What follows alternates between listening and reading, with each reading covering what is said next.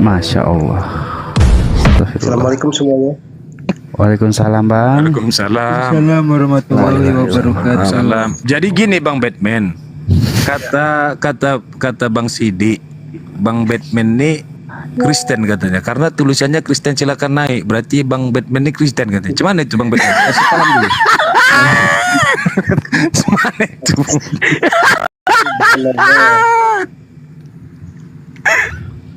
Cuman itu. Saya tidak nyimak. Oke, iya ada. Bercanda. Oke, selamat malam. Saya soalnya pengen belajar ilmu di sini. Gas kan? Iya, selamat malam Bang Sucat. Siap Bang, standby ya Bang ya. Sucat apa nih? Sucat belai, Sucat belai bol. Yang mana nih? Sucat belait po. Kenapa gue tiba-tiba nyanyi? Ya Allah, kenapa gue tiba-tiba nyanyi? Selamat malam Bang Sucat. Silakan Pak, dari denomnya apa Bang? Ya, selamat malam semua. Saya Kristen, Pak. Iya, denomnya apa?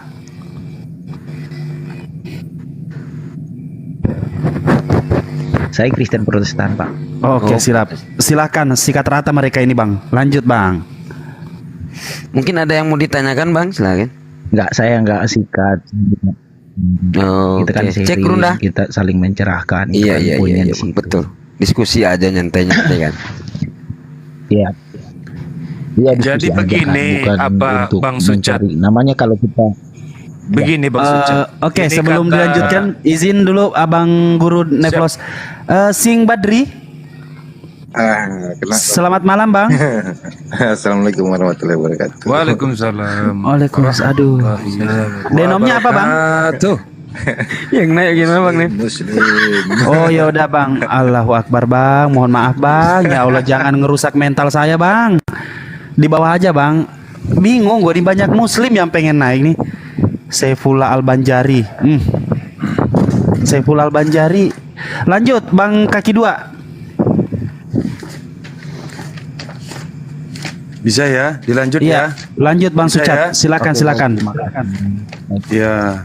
Jadi begini Bang Sucat. Tadi saya sudah di awal saya katakan bahwa ini kan ya. Iya, jadi Bagaimana? saya hanya menjadi penyambung lidah. Ini kata Bang Rashid ya. Kata host. Kan gitu. Bahwa Paulus itu ya sudah diisyaratkan oleh Yesus ya, tertulis di dalam surat Matius nomor berapa itu Sensei? Yang kecelakaan itu Sensei, orang-orang yang celaka itu. Berapa itu? Berapa Sensei?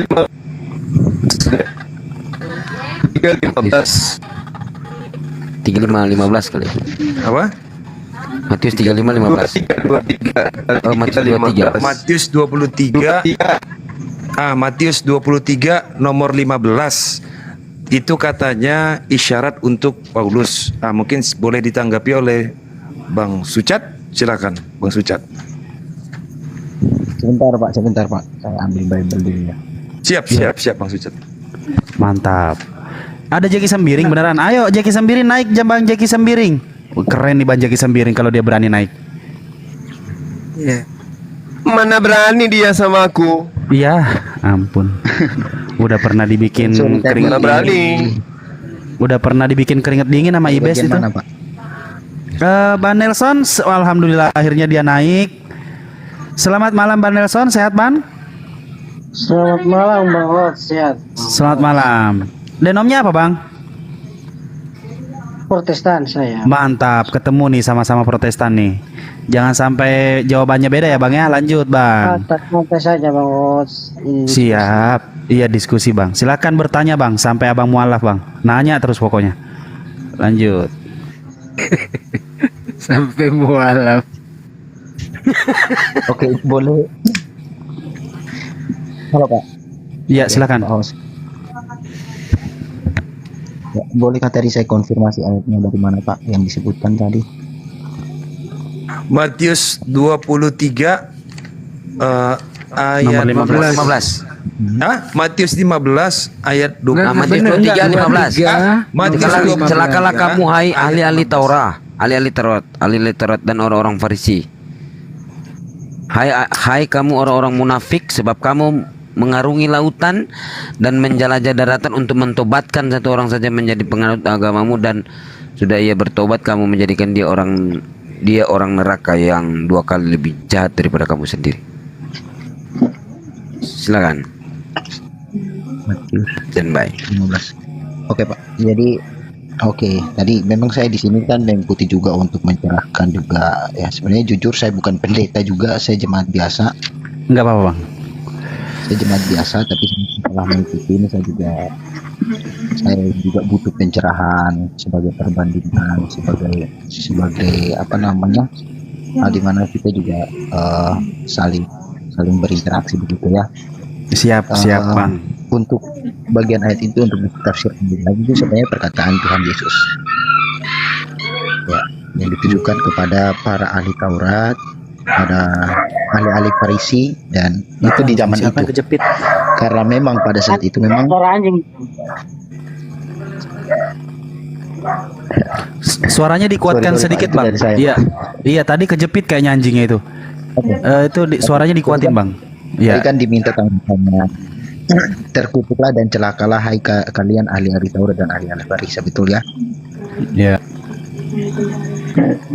Nah itu terjemah yang saya pahami. Ini menurut yang saya pahami di dalam iman saya. Itu ditujukan kepada para ahli Taurat yang pada saat itu mereka memang mengerti tentang Taurat itu isinya, tetapi tidak melaksanakannya.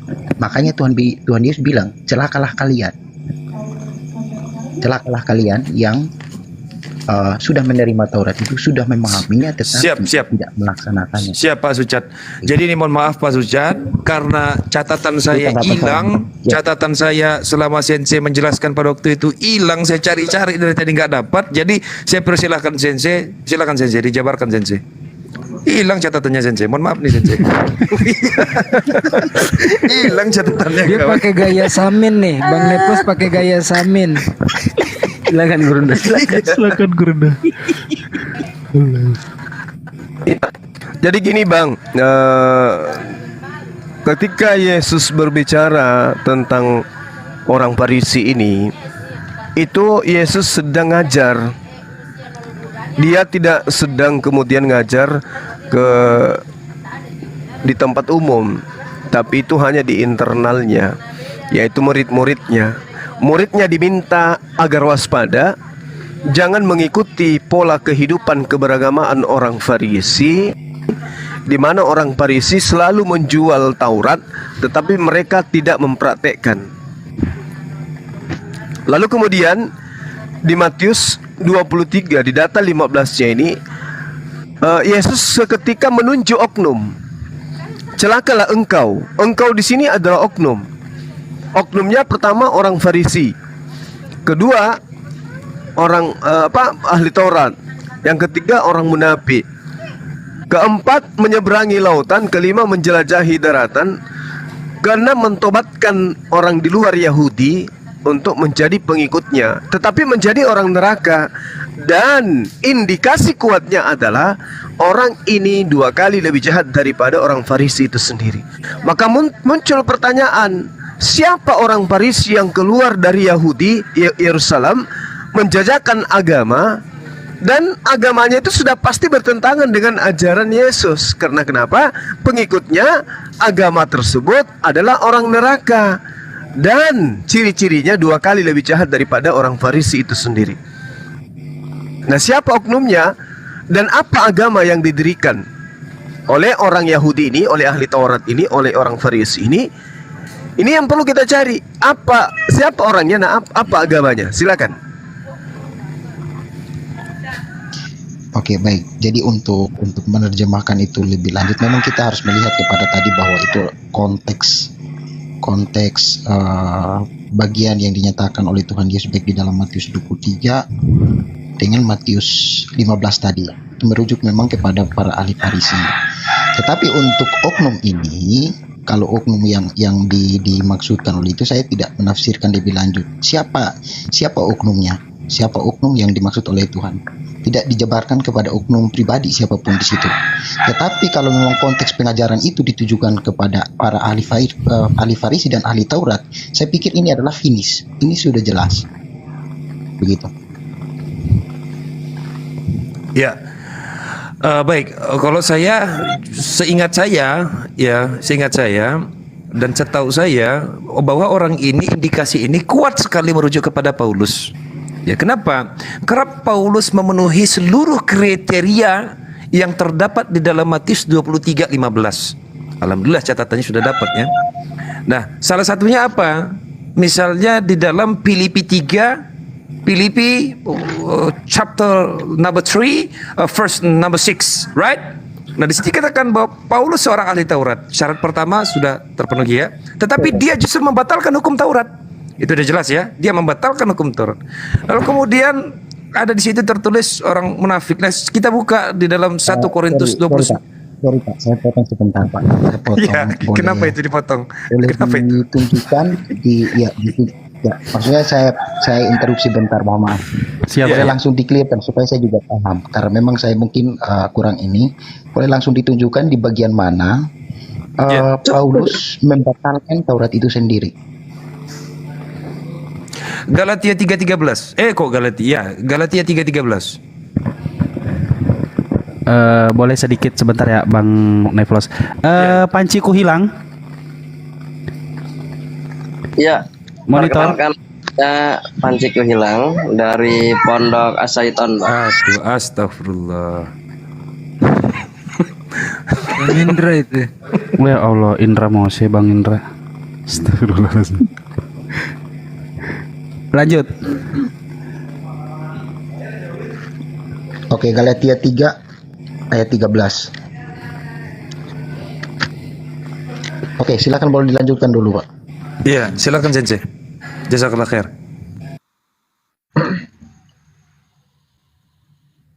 Oke, boleh dilanjutkan yang tadi ini. Oke.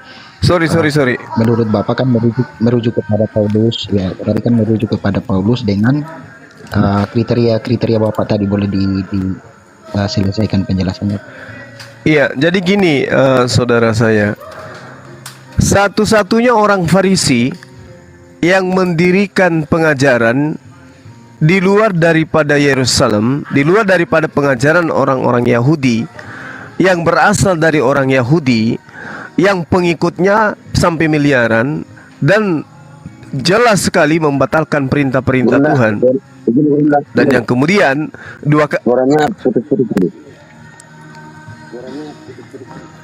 Enggak, aman. Suaranya aman, clear, very clear. dan 2 kali lebih jahat. Contoh, orang-orang Farisi disebut jahat oleh Yesus, tetapi orang Farisi tidak ada yang menuhankan Yesus. Nah, oknum ini yang disebut orang Farisi mengajarkan orang-orang menjadi pengikutnya, menjadi orang neraka, dan 2 kali lebih jahat. Jadi pengikut daripada orang Farisi ini melakukan satu prosesi keagamaan yang mana sangat-sangat akurat, 2 kali lebih jahat daripada orang Farisi. Kalau orang Farisi, kegemaran mereka ketika mereka duduk di kursi Musa, mengajarkan orang-orang untuk melaksanakan Taurat, tapi mereka tidak melakukan Taurat. Itu kejahatan orang Farisi. Kejahatan orang Farisi ini pengikutnya 2 kali lebih jahat. Sudah tidak melakukan hukum Taurat, malah kemudian membantai hukum Taurat itu dan melakukan tindakan yang semua melanggar hukum Taurat. 2 kali lebih jahat. Yang tadinya jangan ada ilah lain, membentuk ilah baru dalam rupa manusia. Nah, kalau saudara bisa menemukan atau menunjukkan satu orang Farisi yang mendirikan agama selain daripada Kristen, siapa oknumnya dan apa agamanya?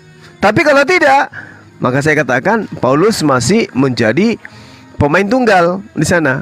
Nggak ada yang lain. Dan andalah kemudian yang disebutkan pengikutnya yang 2 kali lebih jahat. Silakan. Oke, baik Pak, terima kasih untuk apa yang Bapak utarakan. Pertama, saya mau bilang begini, ini yang saya pahami dari sisi iman saya adalah membaca Bible itu harus menyeluruh. Tidak bisa saya memanggil penggalan satu lalu menghubungkan dengan penggalan yang lain. Nah, tadi kalau Bapak merujuk ke Galatia 3 ayat 13 ya. Salah satu kriteria Paulus itu membatalkan Taurat. Sebenarnya ya, Taurat itu tidak dibatalkan oleh Paulus. Taurat itu tetap menjadi ajaran, tetapi penggenapannya adalah Kristus. Nah, itu yang ada dalam pemahaman iman saya. Nah, kalau merujuk kepada siapa ahli Farisi yang atau misalnya oknum yang tadi dimaksudkan itu adalah Paulus, itu adalah konsepnya Bapak atau konsep yang Bapak bangun untuk merujuk kepada oknum itu. Tapi dalam ajaran Kristen, apa yang diajarkan oleh Paulus, karena dia adalah saksi dari Kristus, dia melihat sendiri apa yang dilakukan oleh Kristus, dia bersaksi baik, itu menggenapi kembali apa yang ada di dalam Taurat Tuhan, apa yang di dalam pengajaran kitab Taurat. Jadi untuk mengindikasikan bahwa Paulus membatalkan ajaran Taurat, kemudian dia menciptakan kepercayaan dan sebagainya, itu sebenarnya konsep yang salah. Itu menurut teman saya, Pak. Itu yang saya paham ya, Pak. Makasih. Oke, jadi gini, inilah paparan-paparan saudara yang membenarkan bahwa pengikut daripada orang Farisi itu 2 kali lebih jahat dari orang Farisi itu sendiri. Coba Anda lihat. Anda mengatakan Paulus tidak membatalkan. Padahal nyata-nyata orang Kristen ini bukan praktisi Taurat. Lantas Anda mengatakan bahwasanya Yesus menggenapi dengan cara mati di atas tiang salib. Ini ajaran dari mana coba Anda dapatkan? Hukum Tuhan digenapi, dalam kurung dihapuskan, dibatalkan. Sementara Yesusnya datang setitik. Kalau tidak dibatalkan berarti Anda praktisi Taurat. Bukan masalah praktis, Pak. Ini bukan masalah praktis. Begini masalahnya gini Pak. Masalahnya gini.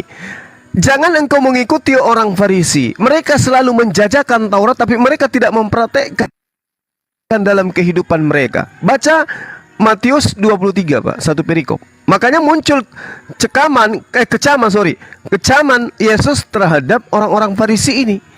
Nah, sekarang apa bedanya orang Farisi dengan Anda? Anda mengaku Yesus tidak membatalkan hukum Taurat, Paulus tidak membatalkan, sehingga kami orang Kristen masih melakukan. Yakin? Orang-orang Farisi, Pak, tidak pernah mempertuhankan Tuhan menjelma menjadi manusia. Bagaimana dengan Anda? Mana parah itu? Anda parah daripada orang Farisi. Coba, sejahat-jahatnya orang Farisi tidak pernah mereka mempertuhankan manusia. Ya, silakan. Baik, ya. Jadi kalau misalnya tadi Bapak melihat kepada apa yang dikatakan oleh Kristus ajaran Kristus dalam Matius 3 ya, tentang Tuhan mencekam ahli Taurat dan ahli Farisi, itu kita harus melihat kepada konteks itu.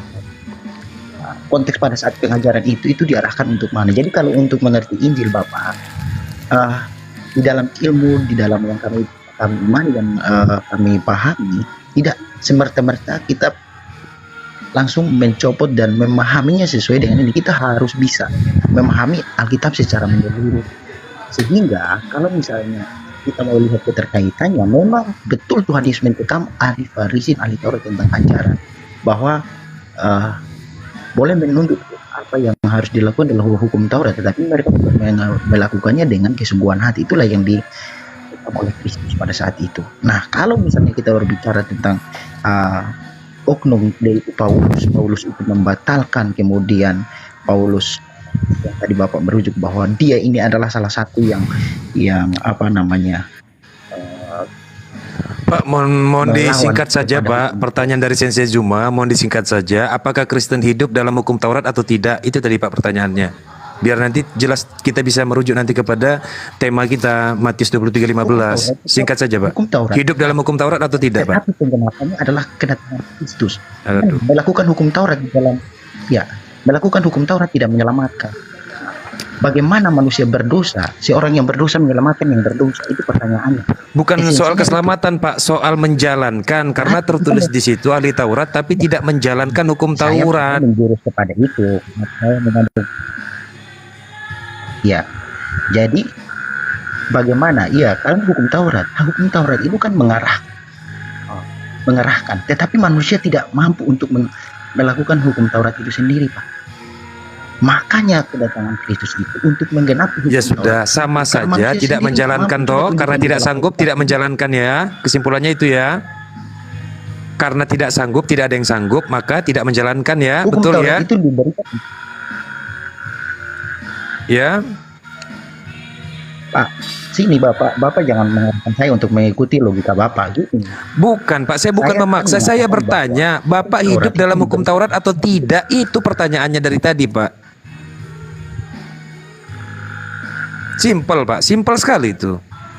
Iya atau Kalau tidak? misalnya, ya, simpel. Kami hidup di dalam hukum Taurat itu juga. Baik, Tetapi baik, penggenapannya silakan. dari iman kepada Kristus. Di dalam Baik, hukum silakan, Taurat Sensei. ditetapkan Ya, ya, siap, jangan siap, siap, membunuh, jangan berzina, jangan bersaksi dusta. Menurut saya itu kami juga melakukan itu.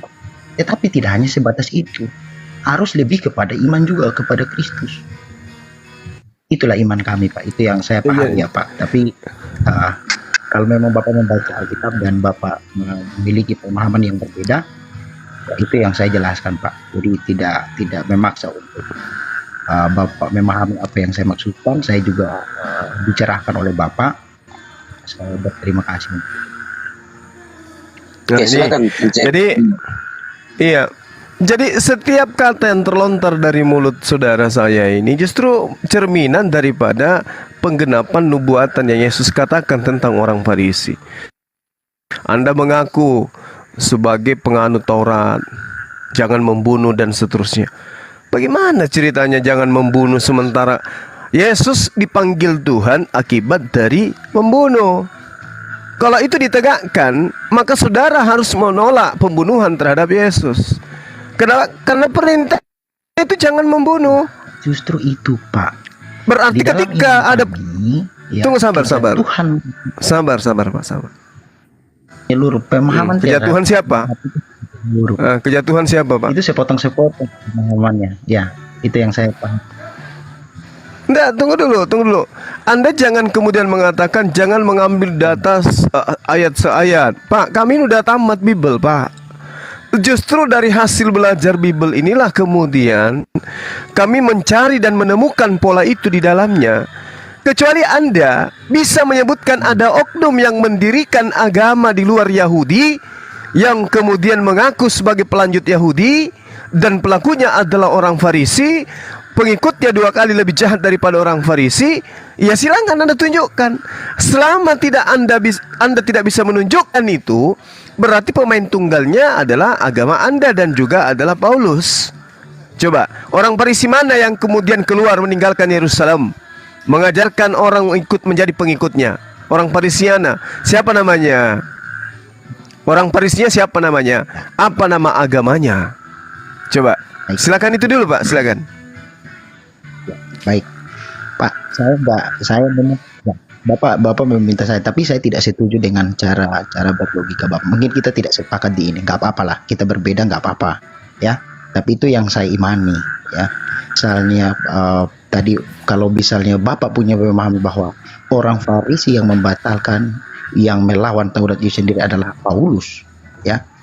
Menurut saya kurang setuju untuk ini. Ya silakan Bapak. Mungkin Lalu siapa, Pak? Lalu siapa? Dan saya juga akan pelajari. Lalu lebih siapa, lagi, Bapak? lebih memahami itu, yaitu iman saya, Pak. Tapi untuk membatal, ya, nanti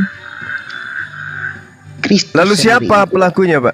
yang menjadi penggenapan dari hukum Taurat. Enggak, saya tanya. Kan Yesus. Karena Oh, berbicara oknum, Pak. Ini berbicara oknum. Ini berbicara oknum. Celakalah engkau wahai orang Farisi, ahli Taurat, orang munafik. Nah, dengarkan saya dulu, dengarkan dulu. Tuh. Paulus ahli Taurat itu diterangkan di dalam Filipi 3 nomor 6 sampai nomor 7. Paulus mengaku sebagai orang Farisi. Kisah Para Rasul 23 nomor 6, Filipi 3 nomor 5.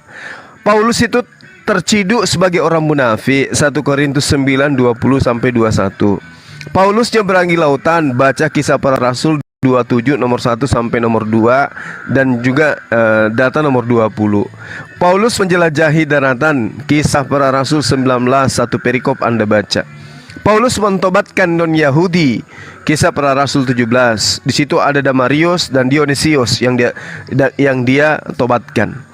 Lalu kemudian orang-orang Romawi dan Yunani mempertuhankan dirinya, membatalkan hukum Taurat dalam konsep agamanya. Dan Anda harus tahu bahwa pelaku yang dimaksud orang Farisi di sini ditutup oleh Yesus di dalam data Matius 23 nomor 36 bahwa kesemua ini ditanggung oleh orang yang sesaman dengan Yesus. Berarti orang Farisinya sesaman dengan Yesus. Nah sekarang pertanyaannya, kalau dia bukan Paulus, lalu siapa? Data-data yang disebutkan oleh Yesus saya sudah sajikan dari kitab saudara sendiri. Dia orang Farisi, dia ahli kitab, dia orang munafik, nyeberangi lautan, menjelajah daratan, mentobatkan orang. Nah kalau bukan Paulus, lalu siapa yang mendirikan agama di luar Yahudi? Silakan.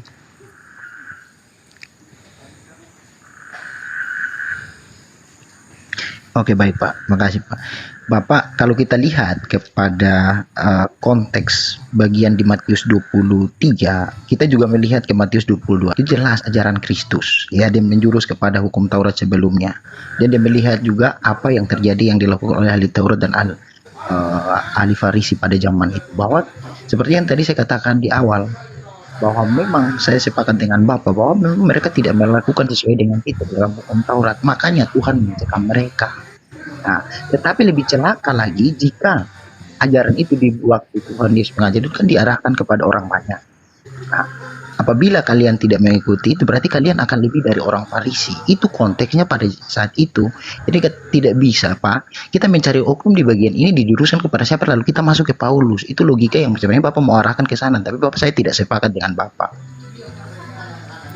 Jangan sepakat dengan saya dulu Pak, sepakat dengan Yesus dulu.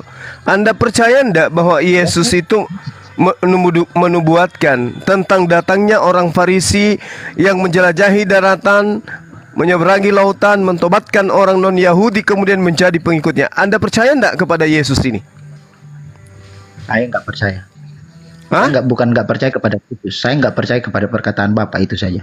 Enggak, kepada Yesus yang mengatakan engkau menyeberangi lautan, menjelajahi daratan, Anda percaya enggak? Perkataan itu saya percaya, tetapi logika Bapak saya nggak percaya. Oke, kalau begitu Anda percaya kepada Yesus, berarti ada oknum. Berarti ada oknum yang menyeberangi lautan dan menjelajahi daratan. Betul? Nah, perkataan Tuhan Yesus, iya saya percaya. Tetapi kalau enggak, Bapak kalau pegangannya sudah rapuh, saya tanya, apakah Anda percaya bahwa menurut Yesus ada oknum orang Farisi yang menyeberangi lautan dan menjelajahi daratan? Anda percaya enggak kalau ada oknumnya? Oknumnya siapa? Kalau begitu Bapak, saya tanya, Anda percaya enggak kalau ada oknumnya?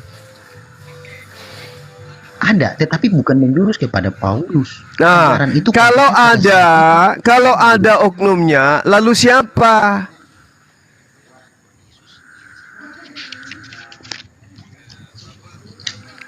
Siapa oknumnya Pak? Kita Kalau tidak, ada? Ya, begini, menurut saya ini yang Saya tahu malam ini malam yang cukup berat ya Pak. Tapi ya sudahlah, mau gimana lagi? Ya, nggak apa-apa. Namanya saya juga belajar dari. Iya, siap Pak. Semangat Pak belajarnya mumpung ada Gurunda Zuma di sini. Ya, jadi kalau berbicara tentang oknum yang dimaksud oleh Kristus ada, tetapi untuk menyebutkan nama memang ditujukan kepada para ahli Farisi dan orang-orang yang diajar oleh Kristus pada saat itu. Cukup, final, selesai. Siapa orang Farisi yang nyeberangi lautan sampai ke Kiliki, menyeberangi daratan, menjelajahi daratan sampai ke Roma, itu siapa Pak? Itu Paulus, tetapi tidak disebutkan oleh Tuhan Yesus bahwa itu Paulus. Nah, oke. Terima kasih Anda sudah mengakui. Tunggu. Selesai konteksnya pada saat mengajar kepada orang banyak itu Pak. Oke. Anda sudah mengakui itu adalah Paulus. Ini adalah kemajuan yang sangat luar biasa. Nah, selain Paulus Bapak ada lagi bertanya nggak? siapa yang minta? Oh, Sekarang selain Paulus ada lagi nggak? apa yang ada, Pak? Orang Farisi yang menjelajahi daratan, menyeberangi lautan, membawa-bawa nama Yesus, bahwa Yesus itu adalah Tuhan. Itu ada nggak selain Paulus? Iya, tapi tidak ada kaitannya kalau Bapak berbicara tentang tadi konteks Loh, ayat Matius Kan 23. kan jelas Pak. Indikasi kuatnya Anda pun sudah mengakui bahwa itu adalah Paulus. Lalu kalau bukan Paulus siapa lagi? Siapa oknumnya? Paulus yang membawa Injil kepada orang-orang yang Bapak sebutkan tadi ke Roma, di luar dari Yerusalem. Ya, terus siapa? Paulus sendiri. Lalu kalau Konteks bukan ayat ini kepada Paulus, saya kurang setuju, Pak. Iya, kalau Anda tidak setuju bahwa Paulus pelakunya, sekarang pelakunya siapa kalau bukan Paulus? Ada pelaku untuk ayat itu, Pak. Tidak usah kita paksakan logika kita untuk masuk ke dalam itu. Itu sudah bertentangan menurut saya. Justru Bapak saya tidak bisa katakan Anda jangan memaksa. Anda jangan memaksakan menyembunyikan sesuatu yang sudah sangat jelas terang. Mulut Anda sendiri yang mengatakan itu adalah Paulus. Tidak. Saya kurang setuju, Pak. Nah, siapa? Sudah, saya cukup. Oke. Saya cukup bahwa Oke, ajaran di dalam kalau bukan Matius 23 itu sudah final untuk kalau konteks bukan orang-orang. kalau bukan Paulus, kalau bukan Paulus lalu siapa, Pak? Kalau bukan Paulus lalu siapa? Bapak jangan mengarahkan logika untuk masuk ke situ. Saya kurang setuju. Saya tidak sepakat. Tidak, Dan saya tidak- sebenarnya saya pun tidak mau, Bapak. Saya pun tidak mau mengarahkan kepada Paulus. Tapi sampai hari ini sudah 2000 tahun kita tidak menemukan oknum lain selain dia. Apakah Bapak mampu menunjukkan oknum lain selain Paulus? Karena Bapak salah mentafsirkan di pasal 23 Matius 23 Saya itu, lalu tidak mentafsirkan. Saya tidak mentafsirkan. Paulus dengan mulutnya sendiri yang mengaku akulah orang Farisi. Filipi 3 nomor 5. Kisah para Tapi Rasul Bapak- 23 nomor 6. Bapak nanti cari dulu tafsiran. Begini, Pak, saya sarankan Bapak cari dulu tafsiran Matius 23. Bapak pelajari dulu ajaran Yesus itu, baru nanti Bapak pahami dan Bapak Jangan bisa buat Anda indikasi perintahkan. dan indikator yang Jangan bisa Anda ditulis. perintahkan saya mencari. Jangan Anda perintahkan saya belajar. Justru Anda yang harus mencari dan belajar siapa oknum yang sampai ke Roma mengajarkan tentang satu agama yang berbeda, Cara berlogika agama Bapak orang Yahudi, dan dia adalah ahli kitab dan dia adalah orang Farisi. Itu siapa? saya bukan menyangkal Alkitab, saya bukan menyangkal. Bapak harus mengerti dulu. Makanya begini, Pak, saya kasih. Kok jadi saya yang ngerti? Kenapa saya yang harus ngerti, Bapak? Ya, saya berbicara sebentar boleh, Pak? Iya, silakan. Ya, baik, Pak. Di dalam memahami Alkitab, ya, kami memiliki kita semua pasti belajar hermeneutika, bagaimana kita menafsirkan. Kita harus melihat dulu kepada Iya, teksnya. betul. Itu kan Terus? kita harus melihat, Pak, yang diajarkan oleh Kristus di dalam Matius 23 itu final ditujukan kepada oknum orang-orang yang hadir saat itu. Dan Tuhan Yesus mengaitkan dengan ahli Farisi, dengan ahli Taurat, karena dia melihat realita yang dia lihat mengenai hukum Taurat pada saat itu. Lalu selesai ajaran itu di situ. Jadi nggak ada indikasi di ayat ini. Saya bawa untuk mengarahkan ini untuk mengindikasikan bahwa ini adalah Paulus. Nggak Oke. bisa logikanya seperti itu, Pak. Oke, saya paham karena kata Yesus, iblislah yang menjadi bapakmu dan kau mau melakukan keinginan bapakmu. Anda harus bertahan ini supaya Anda dengan sukarela melakukan keinginan Paulus.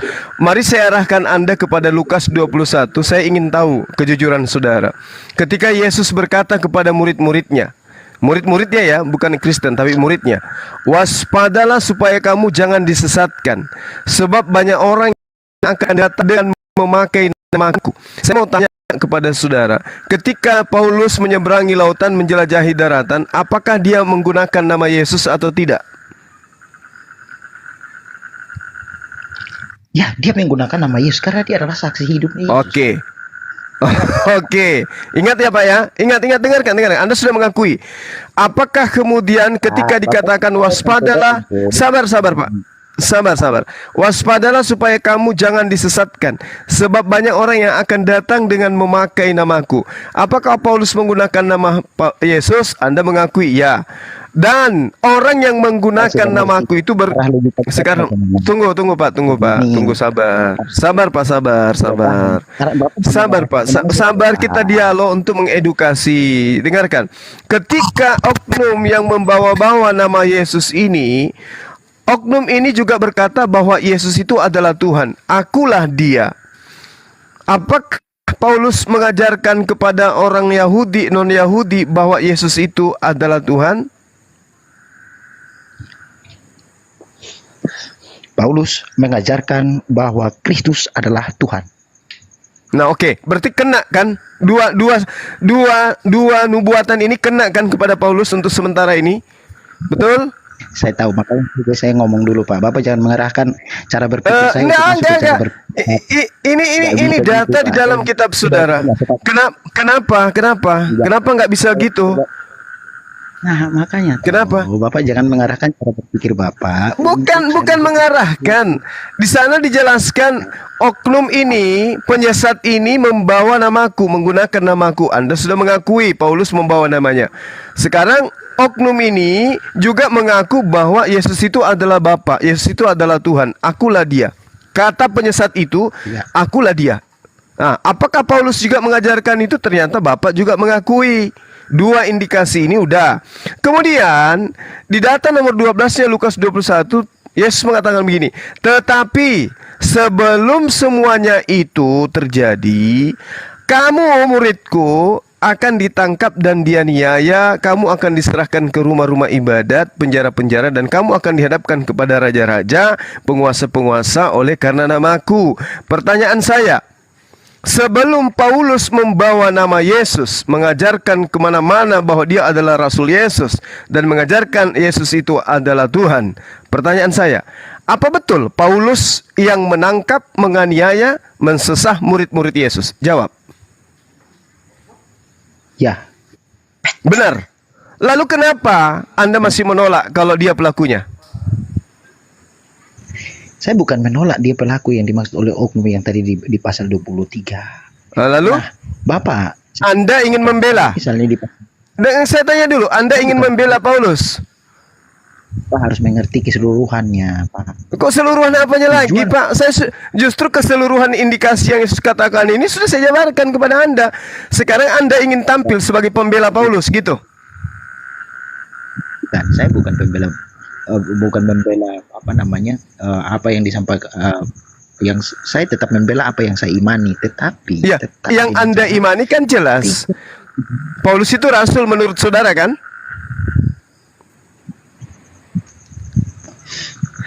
Rasul Kristus. Nah, Rasul Kristus. Tapi fakta dari deretan yang saya uraikan tadi, apakah ada bukti bahwa dia itu adalah utusan Yesus? Malah oknum yang dimaksud Yesus itu sepenuhnya terpenuhi oleh Paulus. Kok bisa jadi rasul? Ingat Pak, ingat. Di Lukas 21, dengarkan. Di Lukas 21, Yesus meminta muridnya agar waspada kepada penyesat.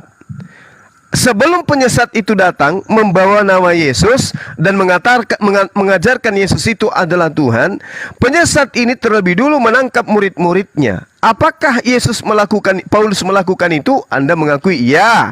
Terus kenapa Anda mengatakan dia adalah rasul? Ya, dia rasul. Dia rasul atau dia penyesat? Dengarkan. Dia rasul atau dia penyesat yang harus diwaspadai menurut Yesus? Dia adalah rasul. Untuk apa yang disampaikan oleh Tuhan Yesus di dalam, dengarkan Pak, di dalam Matius 21, ya Pak, gini yang disampaikan oleh Tuhan Yesus, memang itu adalah peringatan kepada murid-muridnya bahwa waspada. Tetapi waspada kepada siapa? Penyesat. Paulus. Iya, kepada penyesat yang nanti setelah penyesatnya datang, Yesus perintahkan untuk diikutin atau diwaspadai? Waspada. Ya, diwaspadai. Nah, diwaspadai. Terus kenapa? Diwaspadai, Pak. Jadi murid-muridnya Yesus mewaspadai sang orang Farisi penyesat ini. Tapi kenapa Anda sekarang malah kemudian membuktikan Anda dua kali lebih jahat daripada orang Farisi? Orang Yahudi waspada kepada orang Farisi tersebut, oknum tersebut, tapi Anda justru mendukungnya. Salah enggak ketika Yesus mengatakan bahwa pengikutnya 2 kali lebih jahat daripada orang Farisi? Salah enggak data itu? Gini, Pak, ya. Apalagi? Saya ulangi sekali lagi, Pak, ya. Apa yang disampaikan oleh Bapak di pasal 21 memang itu betul adalah ajaran Kristus kepada murid-muridnya dan pengikutnya untuk waspada. Dan kenyataannya di dalam cerita Alkitab dikatakan bahwa ya salah satu penganiaya itu adalah Paulus. Tetapi Bapak harus jangan berhenti di situ. Bapak harus ya pahami bahwa Tuhan Yesus sendiri memanggil Paulus. Ya. Ke Damsyik, ya. Berat itu, Pak, berat. Oke, baik, Ya, baik. Saya maklumi. Saya maklumi. Pernah tidak Bapak mendengarkan nasihat Yesus kepada muridnya agar waspada kepada serigala-serigala yang menyamar domba? Pernah nggak? Iya. Oke. Yes. Oke, baik. Nah sekarang gini, coba Anda gunakan logika Anda. Saya ingin tahu, ketika Anda sudah mengakui bahwa Paulus itu adalah penganiaya murid-murid Yesus, bagaimana langkah Paulus untuk supaya dia dianggap sebagai domba, pengikut Yesus? Gimana caranya? Bapak, bagaimana? Dia Ya. kan waktu itu dalam posisi ya murid-murid Kristus dalam pengajaran, tapi dia ditangkap oleh Kristus, dipakai oleh Tuhan. Oleh Kristus. Oke. Saya ulang lagi pertanyaan saya, Pak. Saya ulang lagi. Bagaimana cara penyesat ini agar dia mampu nyamar seperti pengikut Yesus? Setelah dia terbukti, dia menganiaya, dia menyesat, dia membunuh, dia memenjarakan. Gimana? Tunjukkan bahwa dia menyamar. Di ayat mana, Bapak? Saya tanya kepada saudara. Paulus kan Anda sudah akui, dengarkan. Paulus kan Anda sudah akui bertobat, betul? Kemudian Paulus Anda akui dia yang menganiaya, dia yang menyiksa murid-murid Yesus. Itu kan tadi indikasinya. Waspadalah, akan datang penyesat, membawa namaku dan mengatakan akulah dia, akulah Tuhan. Dengarkan, akulah Tuhan. Tapi sebelum itu terjadi, sebelum dia mengaku sebagai membawa namaku dan juga sebagai aku ini adalah Tuhan, sebelum itu terlebih dahulu dia menangkap, menyiksa, memenjarakan engkau. Siapa pelaku ini, Pak? Paulus. Anda ngakui tadi kan, dia yang menangkap, menyiksa. Nah, pertanyaan saya, agar supaya si pembunuh ini dianggap sebagai pengikut Yesus, apa yang harus dia lakukan? Bapak, kalau misalnya kita berbicara tentang apa yang menjadi analogi Bapak itu, ya, yang saya pahami, ya, kita harus melihat bahwa Kristus memilih Paulus, ya, bukan Paulus menyamar. Bukan, Pak. Ini pertanyaan logika sebenarnya. Gini Pak. Ini pertanyaan logika, Pak. Bapak sudah terganggu mungkin. Bapak sudah terganggu karena Saya nggak terganggu. Bapak terganggu karena ada Paulus. Ya udah pakai cara lain lah. Kalau gitu begini, saya aja deh pakai nama saya. Saya orang yang jahat. Bagaimana caranya supaya saya dianggap baik sama orang? Itu pertanyaan logika.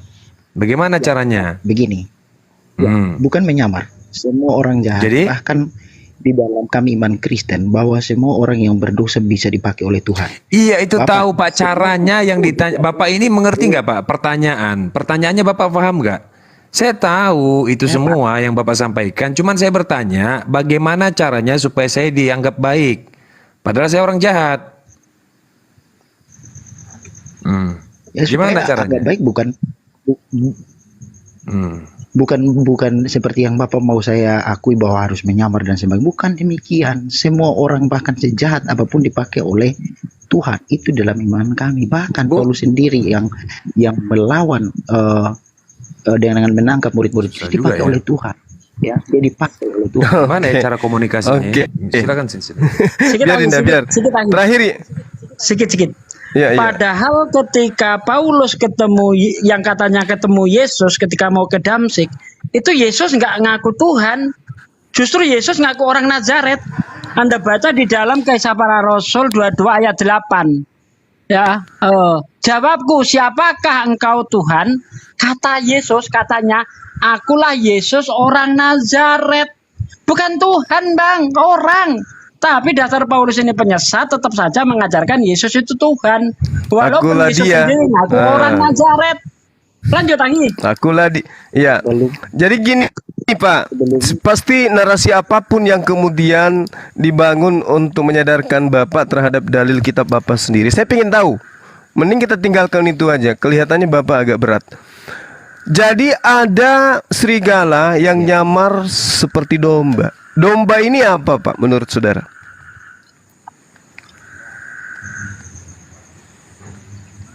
Ada serigala yang menyamar. Itu kok. Ya. Jadi serigala ini adalah non Yahudi dan domba ini adalah Bani Israel. Setuju nggak?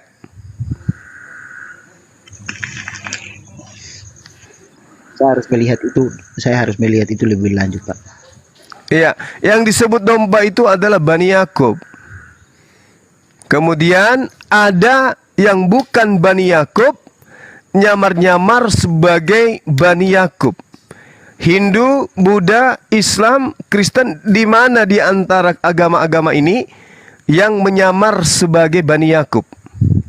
Sebagai pelanjut daripada agama Bani Yakub. Silakan.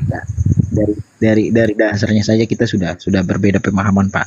Kalau misalnya bertanya tentang itu, itu memang ditujukan untuk mereka yang tidak percaya dan mereka yang percaya. Jadi ya, pertanyaan saya sederhana loh.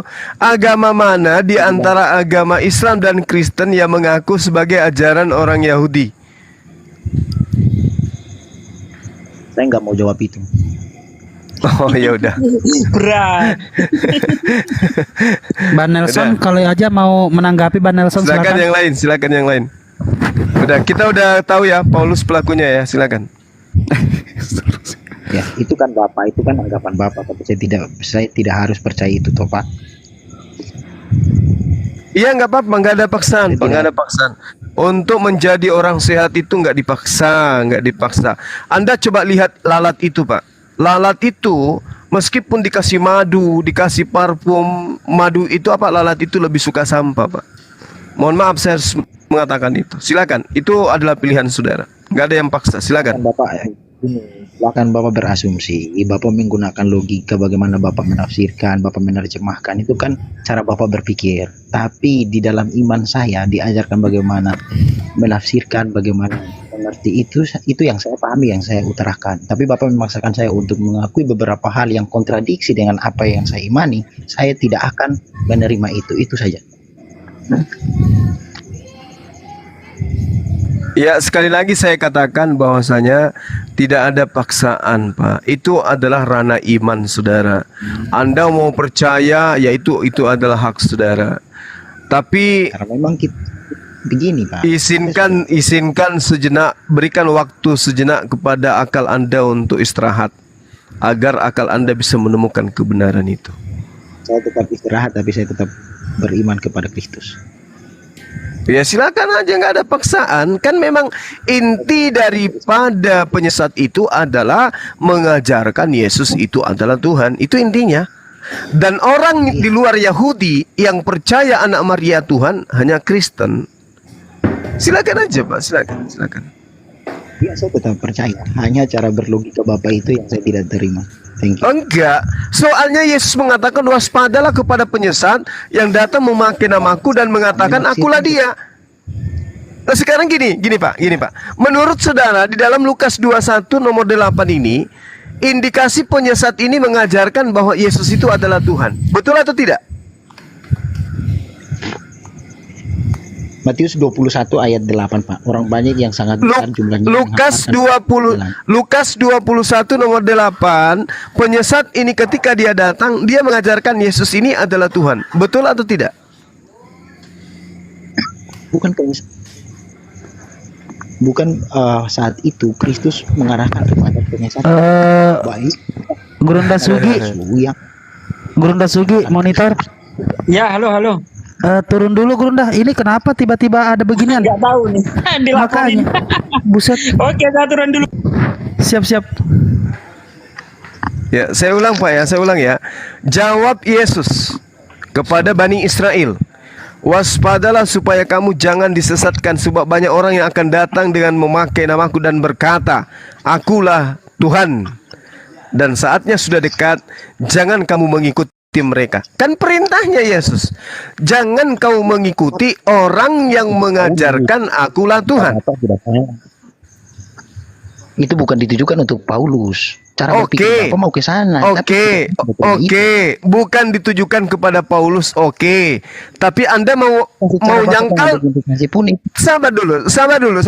Apakah Anda menyangkal bahwa bahwa Paulus itu mengajarkan bahwa Yesus itu adalah Tuhan? Setuju nggak bahwa Paulus mengajarkan itu?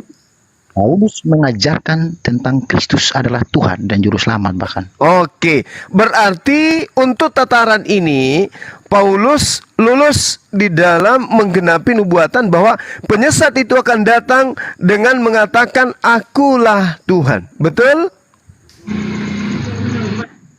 Tidak, dari awal itu cara berpikir Bapak itu sudah salah karena Bapak itu mau beranggapan bagaimana caranya, Pak? Sekarang saya tanya.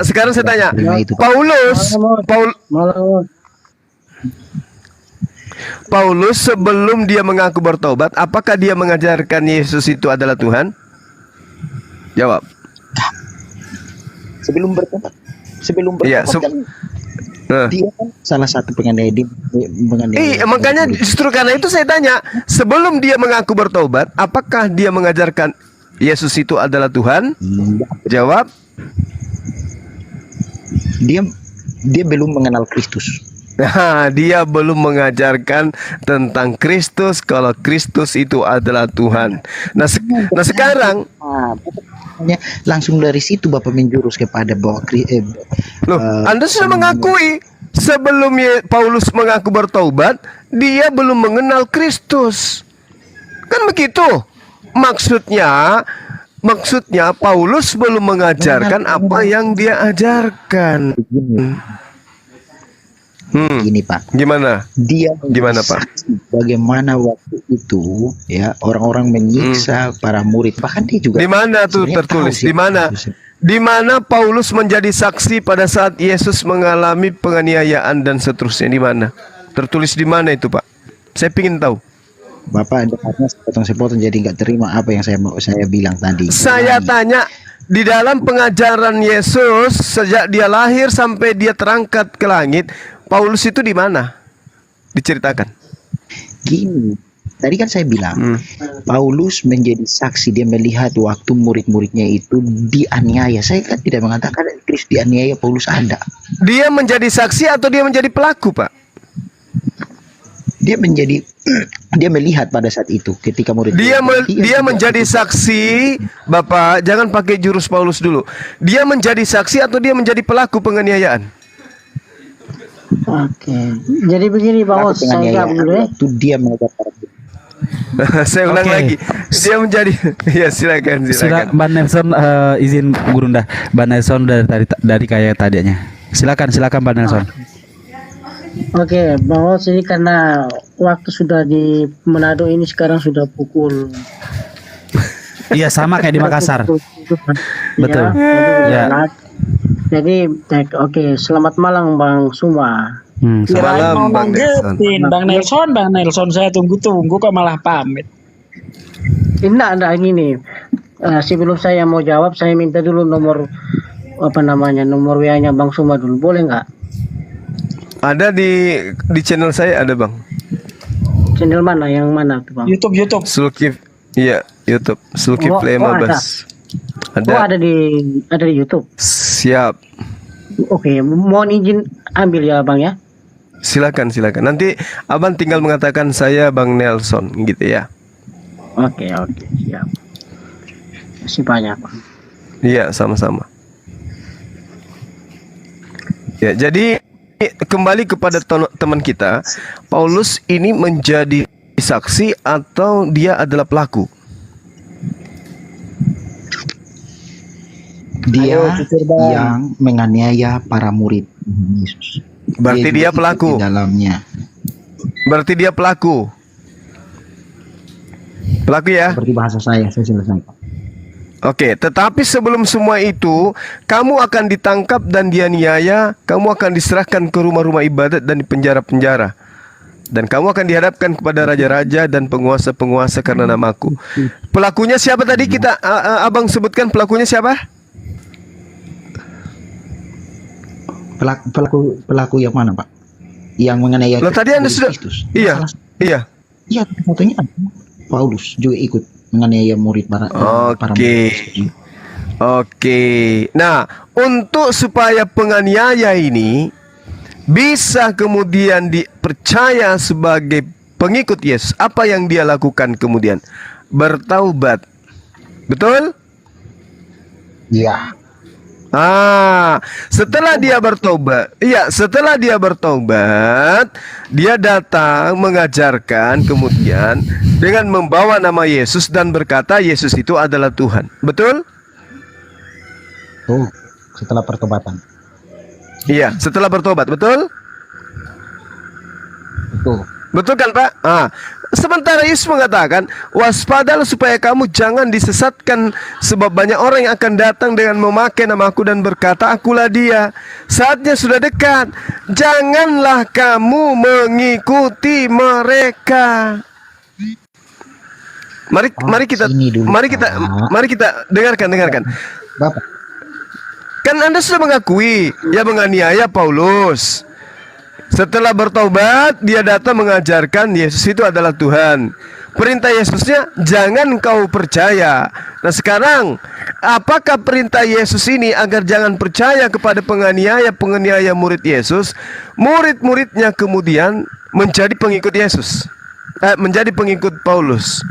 Ke-11 murid Yesus keturunannya sampai hari ini menjadi pengikut Paulus. Atau mereka ke-11 murid ini mendengarkan Yesus agar jangan mengikuti oknum yang mengaku Yesus itu adalah Tuhan. Silakan. cara berlogika Bapak itu ya, beberapa itu kontradiksi. Pertama saya mau mengatakan begini. Bapak kan memang saya mengakui bahwa Paulus adalah salah satu yang ikut menganiaya murid-murid Kristus. Tetapi setelah pertobatannya Bapak jangan selesai bahwa dia itu dengan statusnya dia itu sebelum bertobat ya, itu dibawa setelah bertobat. Nah, bertobat dalam arti bahwa dia sudah mengakui Kristus sebagai Tuhan dan Juru Selamat. Makanya dia menjadi saksi hidup, dia mengajarkan tentang siapa Kristus.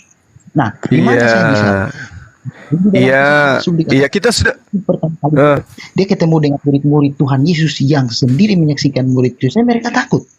Tetapi setelah itu ada konfirmasi bahwa Paulus sudah bertobat. Ananias sendiri yang waktu itu pergi menemui Paulus menjadi saksi bahwa dia sudah bertobat, dan akhirnya dia juga ikut di dalam. Ananias ini siapa? Siapanya Yesus Ananias ini? Kok dia jadi seakan-akan dia mewakili Yesus? Memang Ananias ini Salah satu murid Kristus. di mana tertulis? Di mana tertulis? Salah satu yang Kristus. Di mana tertulis Ananias ini murid Bapak, Yesus? Iya. Bukan tertulis, dia adalah orang yang percaya kepada Kristus. Maka Tuhan berfirman kepada, pergilah ke Damsik, temuilah di sana ada seorang yang bernama Saulus. Oh, ternyata dia ini adalah rasulnya Ananias, Pak, bukan rasulnya Yesus kalau begitu. Kan gitu. Nah, sekarang permasalahannya adalah dengarkan saya, Pak, dengarkan. Kan permasalahannya Yesus mengatakan ketika ada oknum yang mengajarkan akulah Tuhan, mengajarkan akulah Tuhan, jangan kamu mengikuti mereka. Kan itu perintahnya. Nah sekarang untuk mengetahui bahwa murid-murid Yesus ini taat kepada Yesus atau tidak, kita pertanyakan sekarang, apakah ke-11 murid Yesus keturunannya mengikuti Paulus atau tidak mengikuti Paulus? Kan ada pesan, kalau ada oknum yang datang sebagai penyesat yang mengatakan akulah Tuhan, jangan kau ikuti. Sekarang pertanyaannya adalah, apakah ke-11 murid Yesus mengikuti Paulus, menyembah kemudian yang diperintahkan Paulus, kemudian keturunannya sampai hari ini menjadi pengikut Paulus? Silakan Anda jujur. Bukan menjadi pengikut Paulus, tapi menjadi pengikut Kristus yang diberitakan. Nah. Bukan Kristus, bukan Paulus. Enggak, pertanyaan saya, Bapak, pertanyaan saya, kan Yesus berpesan kepada orang Yahudi muridnya, jangan kau ikuti mereka. Kalau ada orang yang berkata akulah Tuhan, jangan kau ikuti mereka. Nah, yang mengajarkan Yesus itu adalah Tuhan. Dengarkan, yang mengajarkan Yesus itu adalah Tuhan kan Paulus. Nah sekarang kalau Anda mengatakan bukan Paulus yang dimaksud oleh Yesus, pertanyaan saya, apakah keturunan dari ke-11 murid Yesus itu menjadi pengikut Paulus sampai hari ini? Jawab, silakan. Bang Beno, selamat malam Bang Karena Beno. Bapak tidak melihat kepada bagaimana Kristus. Siap, lanjut. Jadi saya luruskan terakhir sesuai dengan apa yang saya pahami, apa yang saya imani, ya. Bapak tadi kan mengatakan kalau misalnya salah satu dari penganiaya Kristus adalah Paulus, dan Bapak mengarahkan bahwa dia itu yang dimaksud oleh Yesus yang ada di dalam Lukas tadi. Tetapi saya tidak sepakat dengan itu. Ajaran Kristus untuk kepada para murid untuk waspada itu ditujukan untuk siapapun, ya, dan tidak menyebutkan itu Paulus. Nah, Bapak mati-matian bahwa itu adalah Paulus dengan cara berlogikanya Bapak. Tetapi kalau memang kita lihat bahwa Paulus adalah salah satu yang menganiaya Kristus, betul. Tetapi setelahnya dia bertobat, Pak. Apa itu bertobat? Iya. Setelah bertobat dia datang mengajarkan Yesus itu adalah Tuhan. Betul? Iya, dia mengajarkan Kristus adalah Tuhan. Nah, oke. Apakah ke-11 murid Yesus itu mempercayai ajaran Paulus? Awalnya mereka takut. Tetapi akhirnya mereka tahu bahwa Paulus sudah bertobat. Oke. Sekarang murid-murid ke-11 murid ini punya keturunan tidak?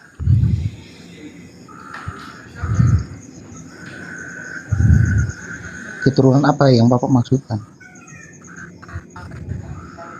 Orang Yahudi kan, mereka kan diperintahkan oleh Tuhan untuk beranak cucu yang banyak. Ke-11 murid Yesus ini semuanya meninggal atau masih punya keturunan sampai hari ini?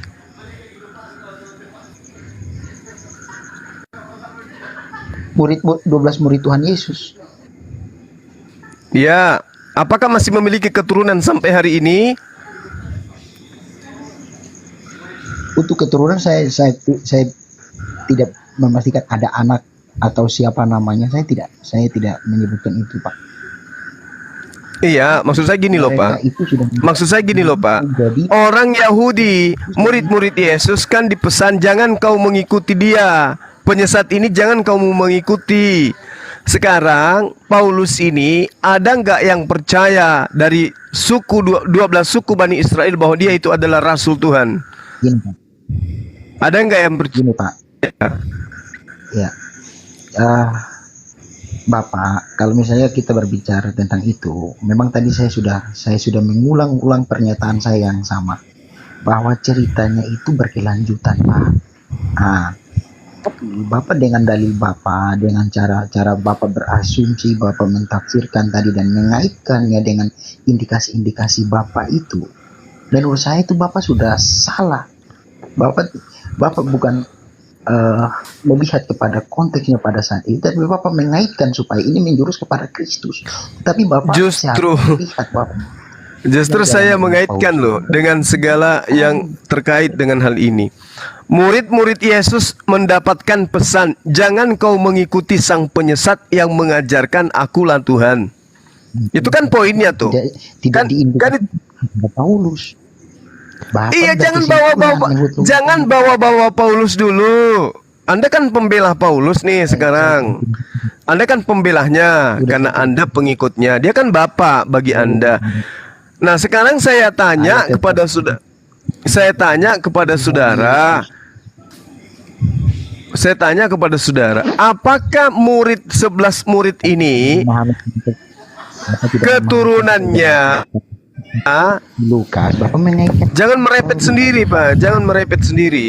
Jangan merepet sendiri. salah Jangan curhat sendiri. analisa, Pak. Pertanyaannya, apakah ke-11 murid Yesus keturunannya itu percaya kepada Paulus? Itu dulu poinnya. Cara berpikir Bapak itu saya tidak Kok jadi sepakat. saya yang Saya punya sudah- salah pikir? Aduh, Bapak ini gimana sih? Dengarkan saya, kan Yesus berpesan, Allahu Akbar. Yesus berpesan kepada muridnya agar jangan percaya kepada oknum yang mengajarkan Yesus itu adalah Tuhan. Betul enggak? Ya betul. Nah, sekarang ada dua golongan, yaitu Bani Israel dan Bani Paulus, Kristen. Apakah Bani Yahudi, Bani Israel percaya kerasulan Paulus sampai hari ini? Atau yang percaya itu adalah non-Yahudi tentang kerasulan Paulus? Jawab yang jujur, Pak. Pertanyaan Bapak, ya semua yang diinjili itu menerima Kristus, ya percaya kepada Kristus, bukan percaya kepada denominasi atau misalnya percaya kepada Murid-murid Yesus kan dipesan, jangan kau percaya ketika ada orang yang mengajarkan akulah Tuhan. Pertanyaan saya kan itu, Pak. Nah, sekarang kan Paulus, Anda akui bahwa Paulus mengajarkan Yesus itu adalah Tuhan. Pertanyaan saya muncul, apakah pengikut Yesus percaya tentang kerasulan Paulus? ya percaya. Ya, percaya. Yang percaya ini Bani Israel atau Bani Goyim? Orang Israel, murid-murid Kristus. yang Siapa? percaya itu kan Apa nama agamanya? Apa nama agamanya sekarang ini orang Israel yang percaya kepada kerasulan Paulus?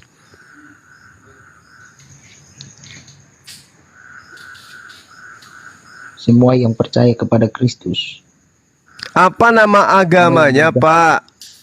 Apa nama agamanya orang Yahudi yang hari ini percaya kepada kerasulan Paulus yang mengajarkan Yesus itu adalah Tuhan? Silakan. Bukan percaya kepada Paulus, Pak. Percaya kepada Kristus. Saya tanya sekali lagi, apa nama agama orang-orang Yahudi yang percaya kepada kerasulan Paulus? Silakan. Yang percaya kepada kerasulan Paulus, semua yang menerima Kristus percaya Paulus itu rasul. Apa nama agama orang Yahudi hari ini yang percaya kepada kerasulan Paulus? Jangan membalikan logika untuk nggak gitu, Pak, cara berpikirnya. Loh, kan Yesus mengaku.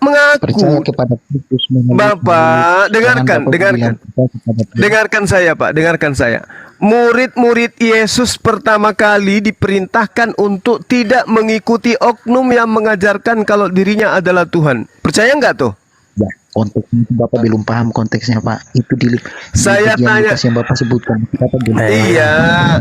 Iya, saya tanya, apakah Anda percaya bahwa Yesus melarang murid-muridnya untuk percaya kepada oknum yang datang kepada mereka mengajarkan Yesus itu adalah Tuhan? Percaya enggak bahwa Yesus melarang itu untuk jangan ikuti? Tuhan Yesus melarang mereka untuk jangan percaya ya kepada orang-orang yang menyesatkan. Ya, yang menyesatkan itu salah satunya membawa nama Yesus dan mengatakan Yesus itu adalah Tuhan. Betul? Ya, yang membawa, yang menyesatkan. Bapak tahu Iya, menyesatkan? menyesatkan itu adalah menurut Yesus membawa nama Yesus dan mengajarkan Yesus itu adalah Tuhan. Betul? Itu Loh, Bu, logikanya Bapak untuk ini bukan tafsiran. Dengarkan saya, Pak. Dengarkan saya. Jawab Yesus kepada mereka, waspadalah supaya kamu jangan disesatkan, sebab ada yang menggoreng ikan. Oh, keren. Siapa ini? Noise. Aduh. Satsuki. Udah. Ya, sebab jawab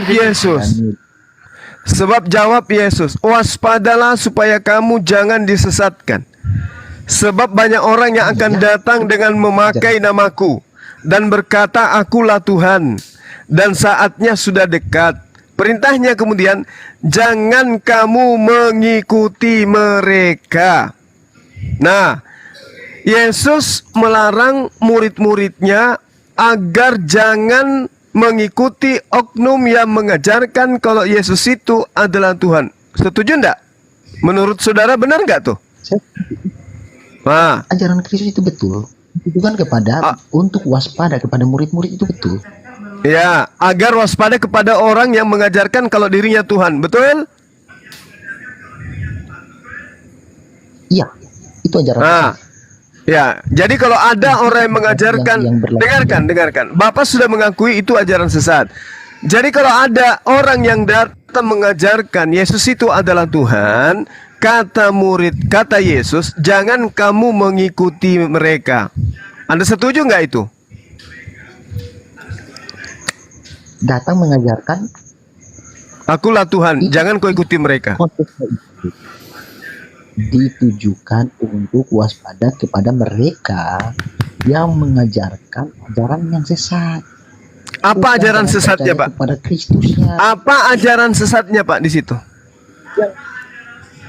Ajaran sesat itu yang tidak sesuai dengan yang diajarkan oleh Kristus. La haula wala quwata. Ini tertulis di situ, Pak. Inilah yang dimaksud oleh Yesus. Celakalah engkau orang Farisi, engkau menjelajahi daratan, menyeberangi lautan, mentobatkan orang, dan orang itu akan 2 kali lebih jahat daripada engkau sendiri. Ini yang dimaksud oleh Yesus. Data sudah sangat akurat. Karena Anda 2 kali lebih jahat, Anda menyembunyikan data itu. Jelas sekali dikatakan, dia datang dengan memakai namaku dan mengatakan akulah Tuhan. Itulah penyesat itu. Penyesatnya mengajarkan Yesus adalah Tuhan. Penyesatnya datang membawa-bawa nama Yesus. Aku Rasul Yesus. Aku ketemu Yesus. Aku mendengarkan suara Yesus. Aku disuruh oleh Yesus. Itu dibawa-bawa nama Yesus itu. Kemudian setelah dia bawa nama Yesus, dia mengajarkan bahwa Yesus itu adalah Tuhan. Perintah Yesus, jangan kamu mengikuti mereka. Pertanyaan saya, apakah ketika ada orang yang mengikuti oknum yang mengajarkan Yesus itu adalah Tuhan, maka dia disebut penyesat? Silakan. Tunggu dulu, Pak. Oke, Pak. Oke, Bapak izin tunjukkan sebentar Bang, sebentar Bang, izin. Sebentar. Enggak mau sapa dulu yang lain sedikit aja, mau nyapa dulu yang lain biar ini. Bang Beno monitor.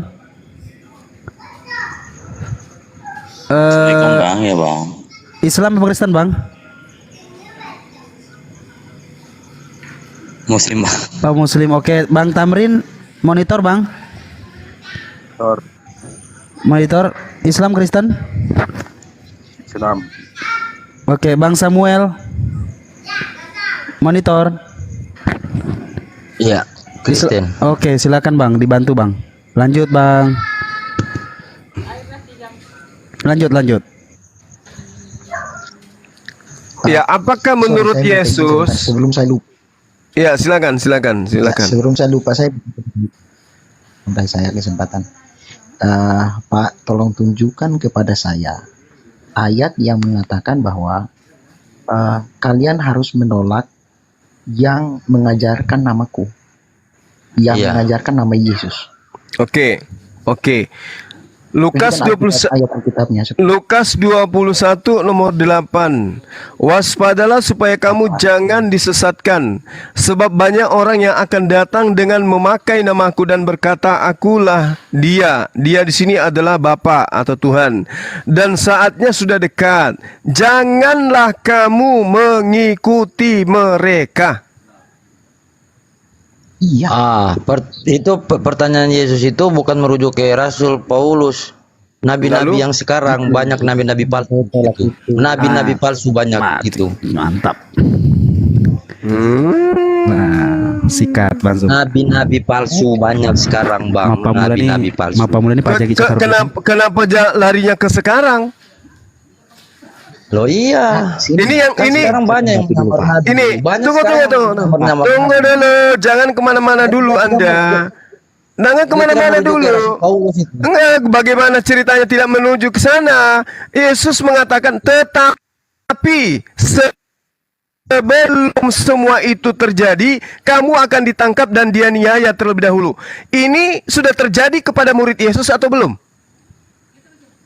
Pak, sini saya jelaskan sedikit Pak, biar Bapak jangan. Saya tanya, berbicara ini begitu. dengar, ini sudah terjadi kepada murid Yesus atau belum? Sini saya sampaikan kepada Bapak, ajaran itu adalah ditujukan kepada murid-murid untuk waspada terhadap ajaran-ajaran sesat.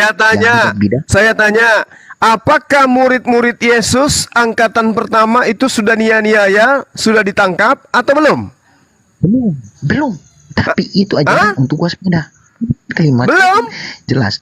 Jadi Paulus ini menganiaya siapa?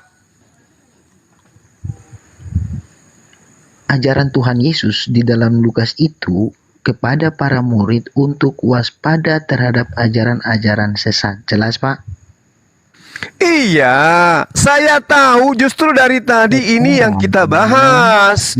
Yang sedang kita dengarkan saya, Pak. Ini yang kita bahas ini dari tadi memang adalah ajaran penyesat.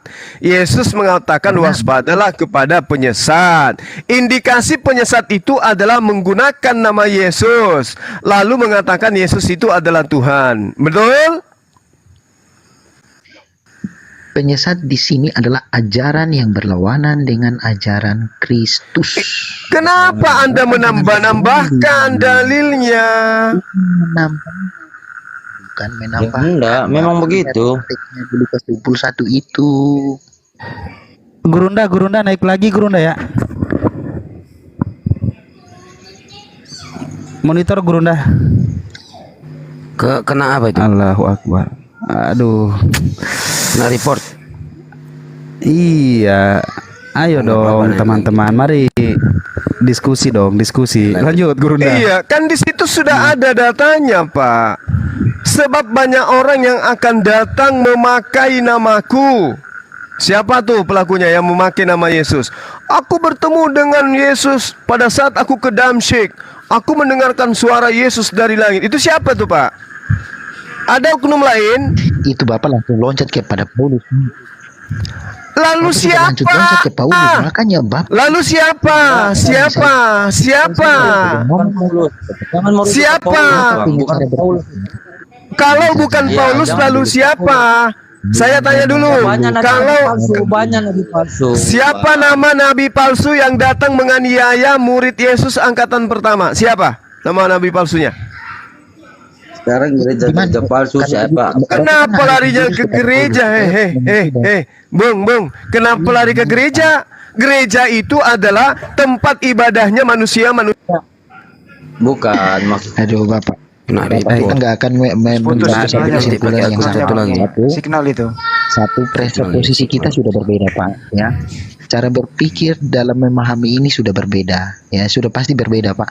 Tapi mohon nanti kalau Bapak melihat ini jangan loncat-loncat Pak, ya, karena di dalam iman dan apa yang saya pahami tentang firman Tuhan itu menyeluruh, ceritanya berkesinambungan. Bagaimana ceritanya itu sampai kepada pertobatan Paulus, kemudian Paulus mengajar dan banyak orang bertobat mengakui Kristus Tuhan dan Juru Selamat. Dari tadi. Itu ada Pak. Jadi Bapak jangan loncat dari konteks Tuhan Yesus memberikan peringatan kepada murid-murid tentang para orang-orang yang akan sebenarnya poin mengajarkan dari tadi ajaran gini, yang Pak. sesat. Lalu Pak, Bapak Itu loncat Bang langsung Zuma kepada minta itu apa? orang Bang Zuma minta siap, apa? siap. mana? Siap, Iya, monitor. iya. itu sudah salah.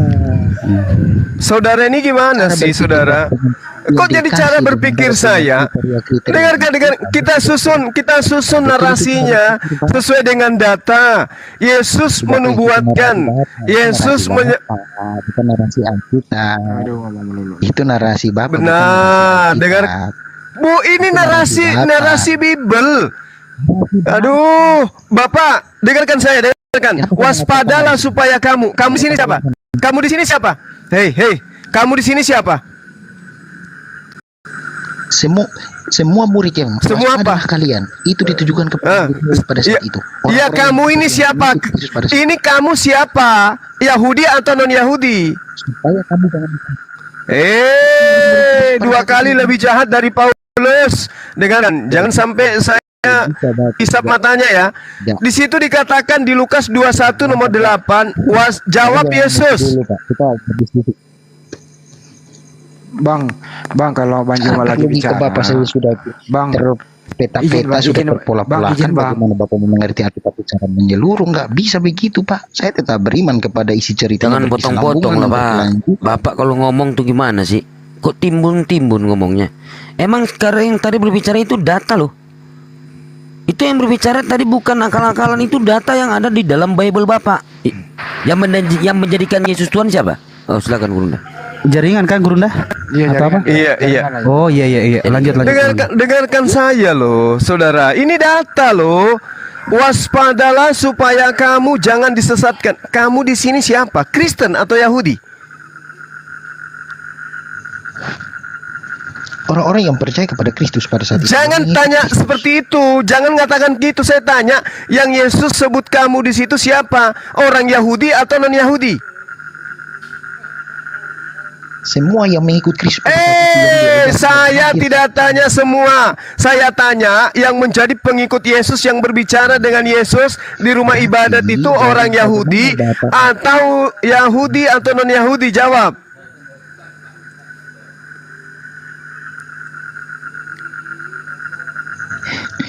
Pak, itu semua yang mengikut Kristus pada saat Nah, inilah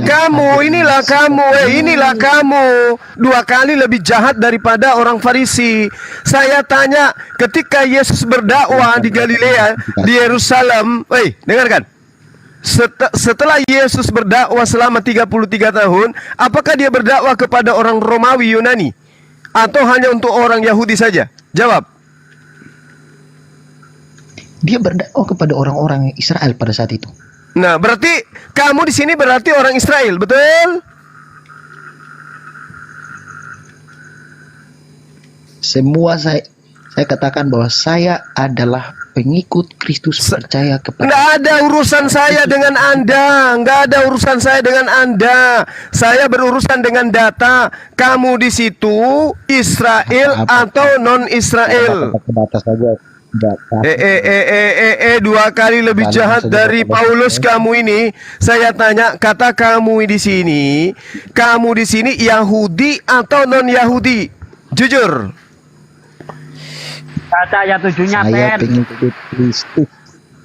Ya ampun. Saya tidak tanya kau mau pengikut siapapun, tidak ada urusanku dengan kau. Paham? Saya tanya, Yesus berbicara dengan kata kamu di situ kepada orang Yahudi atau non Yahudi? Jawab. Kenapa larinya ke Arab, Tuyul? Kenapa larinya ke Arab, Tuyul? Saya tanya, ini pengakuan Yesus. Kamu kalau sudah tidak sanggup lagi menyembunyikan identitasmu yang 2 kali lebih jahat dari Paulus, turun dari sini. Orang Indonesia. Ya makanya saya tanya samamu, kata kamu di situ untuk orang Indonesia atau untuk orang Yahudi? Jawab.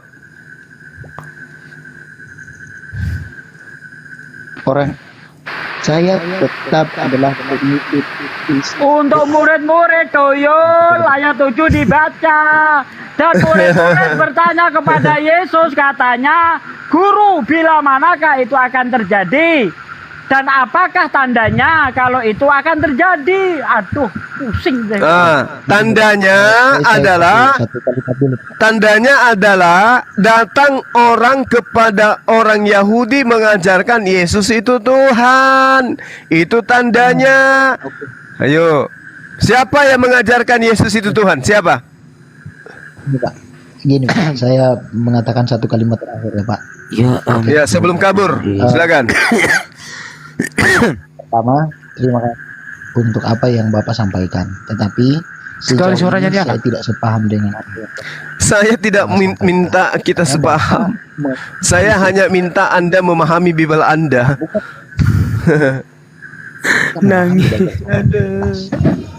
Pak Samuel silakan dibantu Pak. memahami.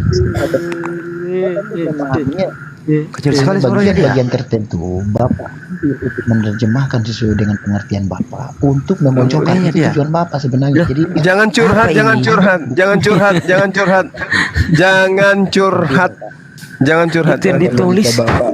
Dengarkan saya sebelum saya serahkan kepada guru-guru saya ya. Yesus ketika ditanyai oleh muridnya, bila manakah itu terjadi? Yesus menjawab kepada muridnya, waspadalah supaya kamu, muridku, Bani Israel, jangan disesatkan.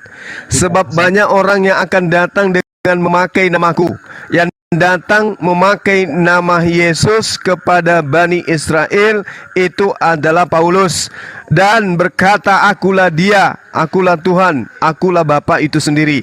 Yang mengajarkan bahwa Yesus itu adalah Tuhan itu sendiri adalah Paulus. Kata Yesus, saatnya sudah dekat. Jangan kamu mengikuti mereka. Perintahnya jangan kau mengikuti mereka. Makanya sampai hari ini orang Yahudi tidak ada komunitas Kristen orang Yahudi, nggak ada. Nah, di data selanjutnya mengatakan, tetapi sebelum semua itu terjadi, kamu lebih dulu akan ditangkap dan dianiaya. Dan pelakunya itu adalah Paulus.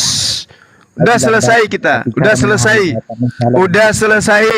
Yang menganiaya murid Yesus adalah Paulus. Yang menyeberangi lautan adalah Paulus. Yang menjelajahi daratan adalah Paulus. Yang orang Farisi adalah Paulus. Yang mentobatkan orang Yahudi adalah Paulus. Yang mengajarkan Yesus adalah Paulus.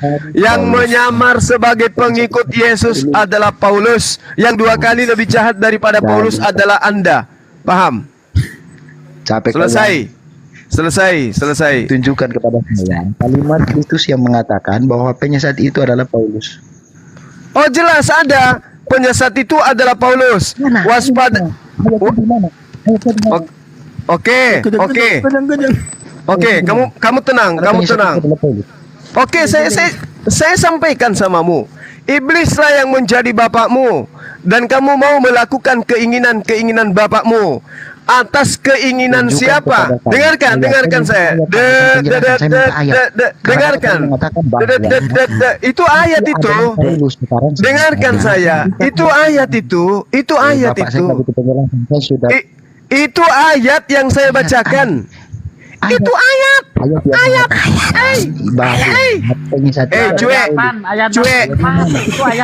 Cuek. Ayat itu adalah Paulus itu di mana? Iya, ayat itu tadi dibacakan. Lagempung. Dengarkan saya. Pakai sulun tembaga. Kalau bicara. Selamat malam Markudin. Oke, baiklah. Aduh. Malam. Bisa dibantu Ayat apa? itu. Kristen apa Itu Islam? ayat itu. Nah, Islam. Kesimpulan Bapak. Oh, alah. Ada ayat Islam ya, Pak, ya? yang begitu. Ayat itu ayat. Gantian ya Pak ya. Ayat itu. Dibacakan Itu ayat itu. Iblislah yang menjadi bapakmu dan kamu mau melakukan keinginan bapakmu. Dor. Bapak mengambil Siapa yang perkataan itu, lalu Bapak mengatakan itu adalah Paulus. Sekarang Lah memang dia Paulus. Karena cuman Paulus yang mengaku bapak. Iblislah yang menjadi bapakmu dan kamu ingin melakukan keinginan bapakmu. Siapa selain Paulus yang pernah mengaku bapak? Jawab. mau saya bagaimanapun cara berlogika Bapak itu tidak. Lo kok jadi logika? Ini data ini. La haula wala quwata illa billah. Ini data kok jadi logika. Yohanes 8:44 Yesus mengatakan iblislah yang menjadi bapakmu dan kamu ingin melakukan keinginan-keinginan bapakmu. Yang begitu Pak, silahkan, semoga saya berdoa Bapak bertobat ya. Makasih Pak. Berdoa ke mana? Berdoa kepada siapa? Tuhan Kamu berdoa Yesus. kepada siapa? Tuhan Yesus. Biar kau berdoa sampai 3 Tuhan itu nggak akan didengar tiga-tiganya. Selamat malam Ya, anak Bapak, Indonesia. Bapak, ya. Tuhanmu yang 3 itu ogah Salam mendengarkan pagi, ya. doamu. Selamat malam Adi, Bapak Adi. Nggak ada yang nangis loh. Thank you. Kristen apa Islam, Terima Pak? kasih untuk Kristen semua apa Islam, sudah Pak? kasih kesempatan. Oke, silakan Pak, dibantu Pak. Nah ini jurusannya Bang Handi nih, Bang Handi maju. Selamat Dokter Adi itu. Iya. Dokter Adi nih. Salam Oh, pagi. Dokter Adi. Sikat. Selamat malam. Selamat malam. Malam. Sidik lah, Pak Sidik dulu lah. Pak Juma, Apa? iblislah jadi bapakmu itu kata Yesus kepada orang Farisi. Mate nih. Hai. Ya. Terus? Itu kepada orang Farisi. Ya terus? Yesus mengatakan di Matius 16 ayat 6, hati-hatilah kepada Ragi orang Farisi. Oke, Paulus orang mana? Pak Saduki atau Farisi? Kita belum bicara Paulus dulu. Saya tanya, enggak usah terlalu banyak Pak Dokter.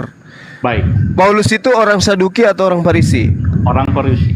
Nah, masuk enggak dia dalam kategori ini? Selagi Paulus menjadi orang Farisi, ada nggak Paulus memberikan pengajaran? Aduh, kepental itu signalnya bentar nanti naik lagi. Pak Sidik. Iya. Nah, jadi sebelum gurunda naik sebenarnya poinnya Ketika Paulus itu masih orang Farisi, tunjukkan ayatnya di mana dia mengajar saat dia menjadi orang Farisi. Silakan ayatnya. Yang lain boleh menjawab. Pak Handi boleh menjawab. Selama ini Pak Handi kan hanya pintar bertanya. Sekarang Pak Handi Kenapa? tunjukkan ayatnya Saulus mengajar sewaktu dia belum bertobat atau sewaktu dia masih pengikut Farisi. Tunjukkan ayat-ayatnya. Silakan. Oke, baik. Waktu Paulus menjadi Farisi begitu, dia itu jangankan mengajar, Pak. Dia itu hanya membangkang. Menolak murid-murid Yesus Mesias, bahkan membunuh. Merepotkan Yesus dalam berdakwah. Bagaimana dia mau mengajar, Pak? Kan jelas di sana. Nah, waktunya dia akan menyeberangi lautan gitu. Di sanalah misinya untuk mentobatkan satu orang, kan jelas datanya di sana gitu. Baik. Jadi kalau Anda meminta dokter mana datanya dia mengajar waktu Farisi, dia bukan guru, dia adalah pembangkang, pembunuh murid Yesua Mesias gitu, Dok. Terima kasih. Jadi Yesus berkata di Matius 16 ayat 6, saya bacakan. Yesus berkata kepada mereka, berjaga-jagalah dan waspadalah terhadap ragi orang Farisi dan Saduki. Jadi orang Farisi yang punya ragi di ayat 12 itu, ragi artinya pengajaran. Ayat 12 saya bacakan. Ketika itu barulah mereka mengerti bahwa bukan maksudnya supaya mereka waspada terhadap ragi roti, melainkan terhadap ajaran orang Farisi. Jadi dalam konteks itu Paulus bukan pengajar. Dalam konteks Matius 16 ayat 6 dan 12, orang Farisi yang dimaksud di sini bukan Paulus. Karena Paulus tidak pernah mengajar ketika dia masih orang Farisi. Gimana Pak Handi? Oke. Bentar Bang Andi. Iya, silakan. Nah, justru itu Pak, Anda justru memperkuat dalil di Lukas 21 ayat 8. Memang ketika dia belum sebelum selesai melakukan penganiayaan itu, dia memang tidak mengajar apa-apa. Makanya di sini dikatakan waspadalah supaya kamu jangan disesatkan. Sebab banyak orang akan datang dengan memakai namaku dan berkata, akulah dia, akulah Allah, akulah Tuhan. Dan saatnya sudah dekat, janganlah kamu mengikuti mereka. Nah, dan seterusnya ini kan, sebelum ajaran itu diajarkan, ada peristiwa yang akan dilalui oleh para murid. Apa itu? Mereka akan ditangkap, akan dianiaya, dipenjara. Nah kan cocok kalau sebelum itu Paulus tidak mengajarkan ketuhanan, justru cocok ini Paulus ini. Begitu Pak. Baik, terima kasih Pak. Tadi di Matius 16 ayat 6 dan 12, hati-hati kepada ragi atau ajaran Farisi. Dan dalam hal ini Pak Juma bilang, Paulus itu siapa? Farisi. Baik, sewaktu Paulus pengikut Farisi, di mana ayatnya Paulus mengajar? Itu yang saya tanya kepada Pak Handi.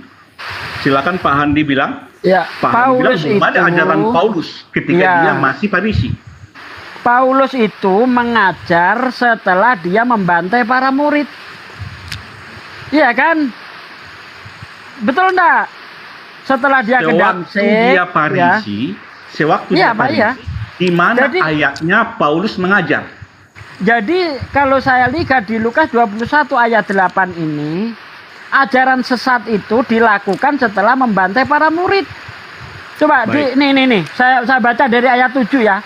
Dan murid-murid bertanya kepada Yesus, katanya, "Guru, bila manakah itu akan terjadi?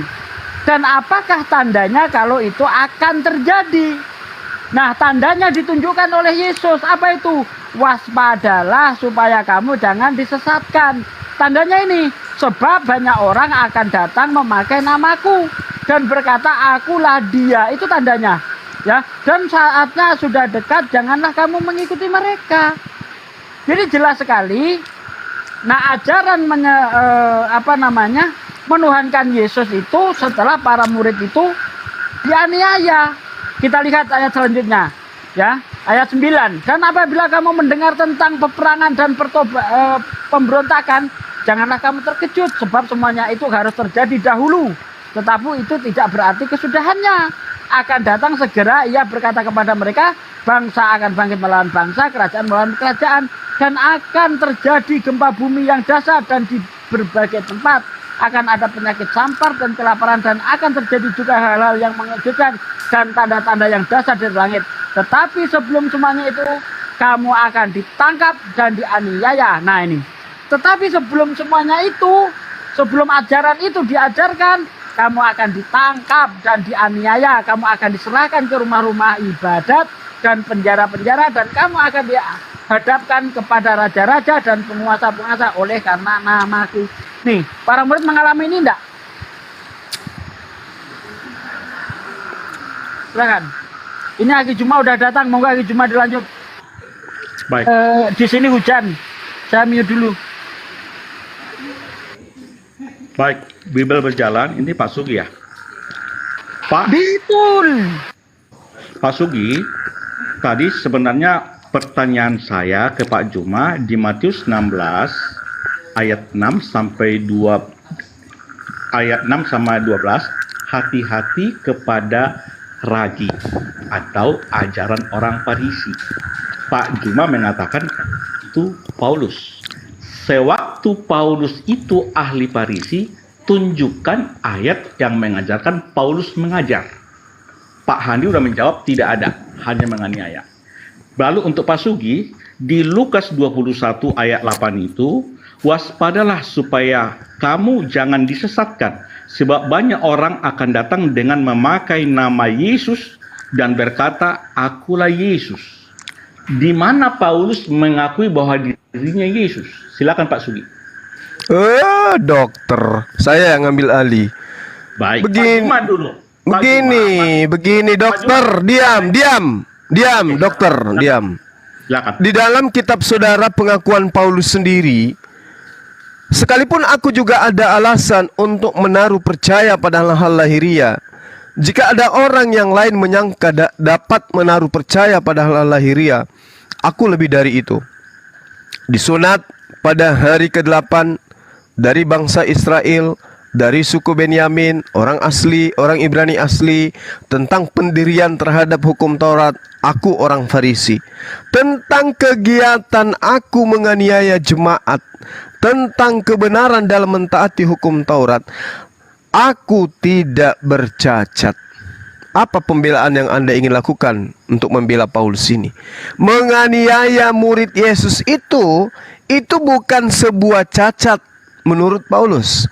Menganiaya murid Yesus itu bukan sesuatu yang membuat hukum Taurat itu cacat bagi dirinya. Dia tidak bercacat di dalam menjalankan dan mentaati hukum Taurat meskipun dia telah menganiaya.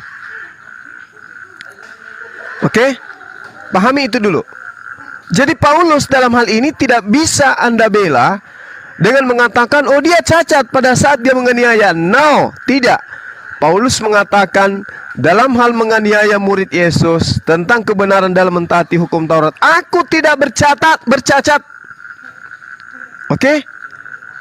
Jadi Anda ingin menarasikan pada saat Paulus itu menganiaya murid, dia sedang mencederai hukum Taurat. Oh, tidak.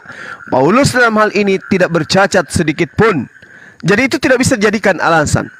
Kemudian ketika saudara mengatakan bahwasanya di mana Paulus itu mengaku sebagai Yesus, dengarkan saya Pak Dokter.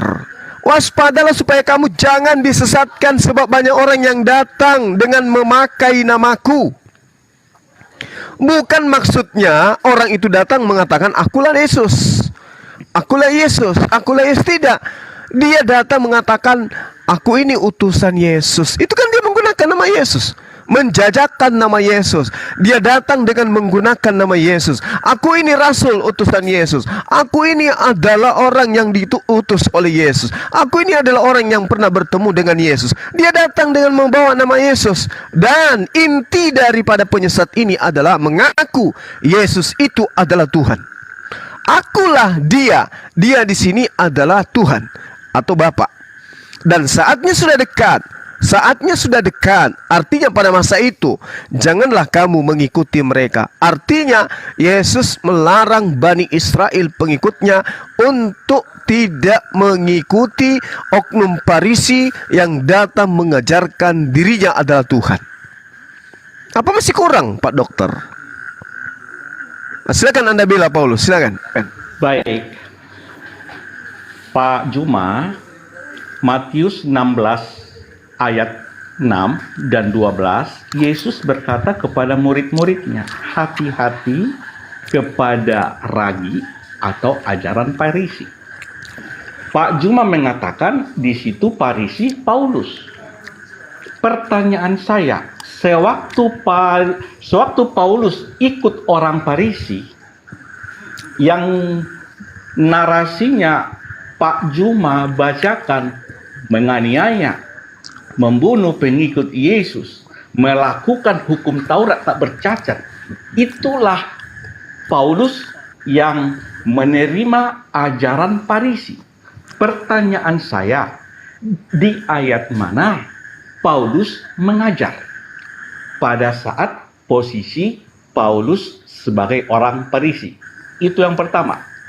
Yang kedua, di Kisah Para Rasul 9 ayat 15, firman Tuhan datang kepada Ananias, murid Tuhan, bahwa Saulus itu adalah alat pilihan bagi Yesus untuk memberitakan nama Yesus kepada bangsa-bangsa dan kepada bangsa-bangsa lain dan kepada raja-raja Israel. Artinya perintah Tuhan kepada Saulus supaya Saulus memberitakan nama Tuhan Yesus kepada bangsa-bangsa lain, itu ada tertulis di Kisah Para Rasul 9 ayat 15, ayat 10 sampai 15. Perintah itu datang kepada Ananias, murid Tuhan. Karena Paulus itu buta setelah melihat sinar. Dan jumpailah dia di rumah Yudas di jalan lurus. Tapi Ananias murid Tuhan protes. Tuhan, dari orang banyak saya dengar Saulus itu orang jahat. Tetapi Tuhan meyakinkan Ananias murid Tuhan, bukan, dia alat pilihan bagiku. Itu yang kedua. Yang ketiga, hati-hatilah kepada orang Farisi dan Saduki. Itu kata Yesus. Karena iblislah bapaknya orang Farisi. Data Yohanes 8 ayat 44. Yohanes Pembaptis juga mengatakan, hai orang-orang Farisi dan orang-orang Saduki, kamu keturunan ular beludak. Itu ular beludak itu adalah iblis. Ular itu iblis. Artinya ajaran iblislah yang diterima orang-orang Farisi dan orang-orang Saduki. Ketika Saulus menerima ajaran Farisi, yaitu ajaran iblis, kerjanya Saulus menganiaya dan membunuh pengikut Yesus. Jadi Pak Juma, bedakan Saulus sewaktu pengikut Farisi dengan Saulus sesudah bertobat. Silakan Pak Juma. Oke. Sedikit, mau tanya, berarti menurut Anda setelah Paulus bertobat itu bukan orang Farisi gitu, Pak? Jadi orang Bugis dia, Bang. Bukan orang Farisi gitu, bentar. Baik, terima kasih Pak Sugi. Ya itu dijawab sedikit aja, Pak. Sedikit aja, Pak. Saya jawab. Kan Orang Farisi pertanyaan atau saya bukan tadi- gitu aja? Saya jawab dengan data. Makanya saya bilang tadi, Yesus berkata bahwa iblis bapamu itu ditujukan ke orang Farisi. Dasar Yesus mengatakan iblis bapaknya karena mereka mengikuti ajaran iblis. Buktinya kerja mereka menganiaya dan Iya. Pertanyaannya apa? Pertanyaan saya ketika Paulus sudah bertobat itu dia ngaku orang Farisi atau tidak gitu loh. ya dia orang Farisi. Nah ya iya ya udah silakan lagi. Tetap orang Tapi Farisi. sewaktu dia orang Farisi, di manakah ayatnya dia mengajar? Bahkan ketika dia sudah bertobat, ya itu pun dia tetap orang Farisi dan mengajarkan Yesus itu Tuhan. Betul. Tetapi Nah, waktu dia yuk. bertobat, dia Nah, orang lagi. Farisi, bukan mengikuti ajaran Farisi. Dan tadi narasi Pak Loh. Juma tadi Loh. Dokter, yang ditanya di sini bukan sukunya yang dihindari, orang Farisinya yang dihindari, Pak, bukan sukunya.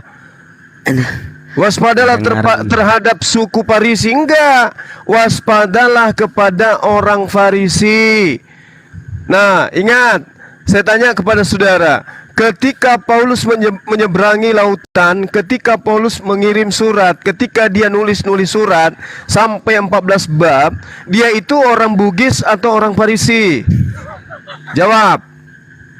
baik Pak Juma, Apa? ketika Paulus itu menyerangi lautan di kisahnya, di kisah Rasul 24, 25, 26, 28, Dia sudah jadi orang Jawa.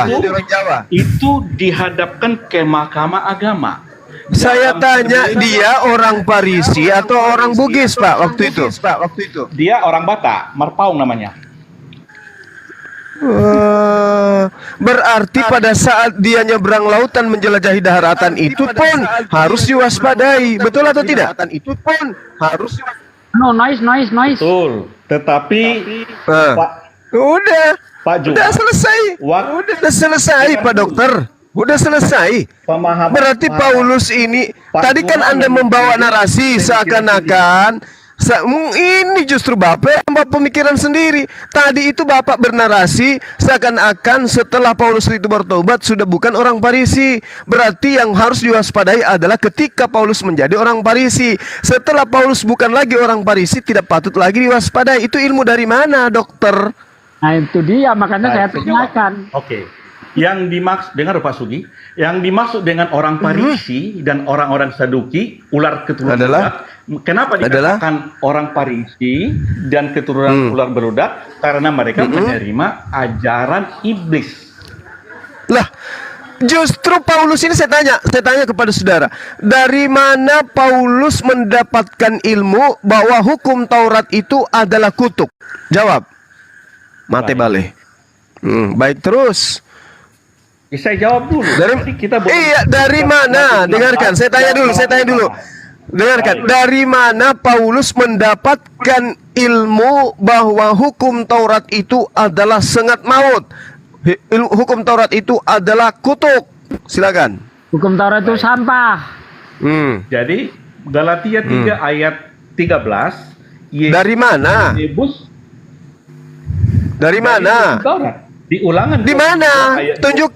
tunjukkan ke saya bahwa hukum Tuhan itu adalah kutuk. Silakan. Di mana tertulis di Taurat? Hukum Taurat yang mati di kayu salib tergantung seharian penuh itu namanya kutuk. Yang saya tanya, Paulus dengarkan. Saya tanya, Paulus mengajarkan hukum Taurat itu sengat maut, hukum Taurat itu sampah, hukum Taurat itu tidak kemudian mengantarkan kepada hidup. Di mana? Dari mana Paulus dapatkan ilmu ini? Baik. Saya jawab, jadi kenapa dikatakan itu sampah? Karena dari mana, Pak? Saya tanya dari mana ilmunya, bukan kenapa. Dari mana? Kalau Paulus ini orang Farisi, dikatakan Yesus menerima ilmu dari iblis, saya tanya, dari mana Paulus mendapatkan ilmu bahwa Taurat itu adalah kutuk? Silakan. Dari iblis. Paulus mengakui kesaksian, aku ini orang Farisi. La haula wala quwata illa billah. Pertanyaannya, Pak, pertanyaannya, dari mana orang Farisi Paulus menerima ilmu bahwa hukum Tuhan, ketetapan Tuhan yang datang kepada Nabi Musa itu adalah justru itu kutuk? Dari mana ilmunya? Jawab. Dari asumsi dia sendiri. Pengakuan dia sendiri. Berarti sudah terjawab, Pak. Pak Juma, berarti sudah terjawab. Berarti sudah terjawab bahwa orang Farisi menerima ilmu dari iblis. Pak Juma bertanya sendiri, jawab sendirilah. Bertanya sendiri, jawab sendiri, ya kan? Itu bagusnya. Nah, karena jawaban Anda itu tidak ada yang kena. Pak Juma, ini ditonton 1.000 orang. Ya silakan. Oh, justru itu, apalagi Bapak bergelar dokter. Pertanyaan saya, dari mana Paulus mengatakan, mengajarkan ilmunya bahwa hukum Tuhan, ketetapan Tuhan bagi Bani Israel itu adalah kutuk? Silakan. Tertulis di mana? Tertulis di mana itu pertanyaan Bapak itu? Galatia 3. Galatia 3 ayat 13. Oke, saya bacakan. Ya, saya bacakan. Silakan. Gitu. Galatia 3 ayat 13. Kalau ditanya dapat dari mana kamu obat? Apotik. Kan gitu enak jadinya kan. Telah menebus kita dari kutuk hukum Taurat. Sebentar Pak Sugi. Kristus telah menebus kita dari kutuk hukum Taurat dengan jalan. Kristus telah menebus kita dari kutuk hukum Taurat dengan jalan menjadi kutuk karena kita. Sebab ada tertulis, terkutuklah orang yang digantung pada kayu salib. Di Ulangan 21 ayat 22, Pak Jemaat sebentar. Ulangan 21. Di Ulangan 21 ayat 22. Itu hukum Taurat. Ulangan 21 ayat 22 dan 23. Apabila seorang berbuat dosa yang sepadan dengan hukuman mati, lalu ia dihukum mati, kemudian kau gantung dia pada sebuah tiang, maka janganlah mayatnya dibiarkan semalam-malaman pada tiang itu, tetapi haruslah engkau menguburkannya. Gak nyambung, Pak. Bentar. Gak nyambung. Seorang yang digantung terkutuk oleh Allah. Janganlah engkau menajiskan tanah yang berbentuk kepada menjadi dulu ya. Ya. Jadi itu Pak Juma. Jadi soal benar atau tidak hadapan Pak Juma, pemimpin Pak Juma itu nggak masalah. Data sudah saya tunjukkan. Itu data ulangan itu, ulangan 21 ya 22 itu yang orang yang bukan hukum Taurat, tetapi yang melanggar hukum Taurat. Yang melanggar. Pak. Jangan diwaduh. Diri salah ini diwaduh. Jadi Pak Sugi, saya Pak Juma dulu ya, Pak Sugi dengar baik. Atau dikorek pun nggak apa-apa. Jadi pertanyaan Pak Juma di Galatia 3:13 itu, saya di mana dikatakan hukum Taurat itu ada kutuk.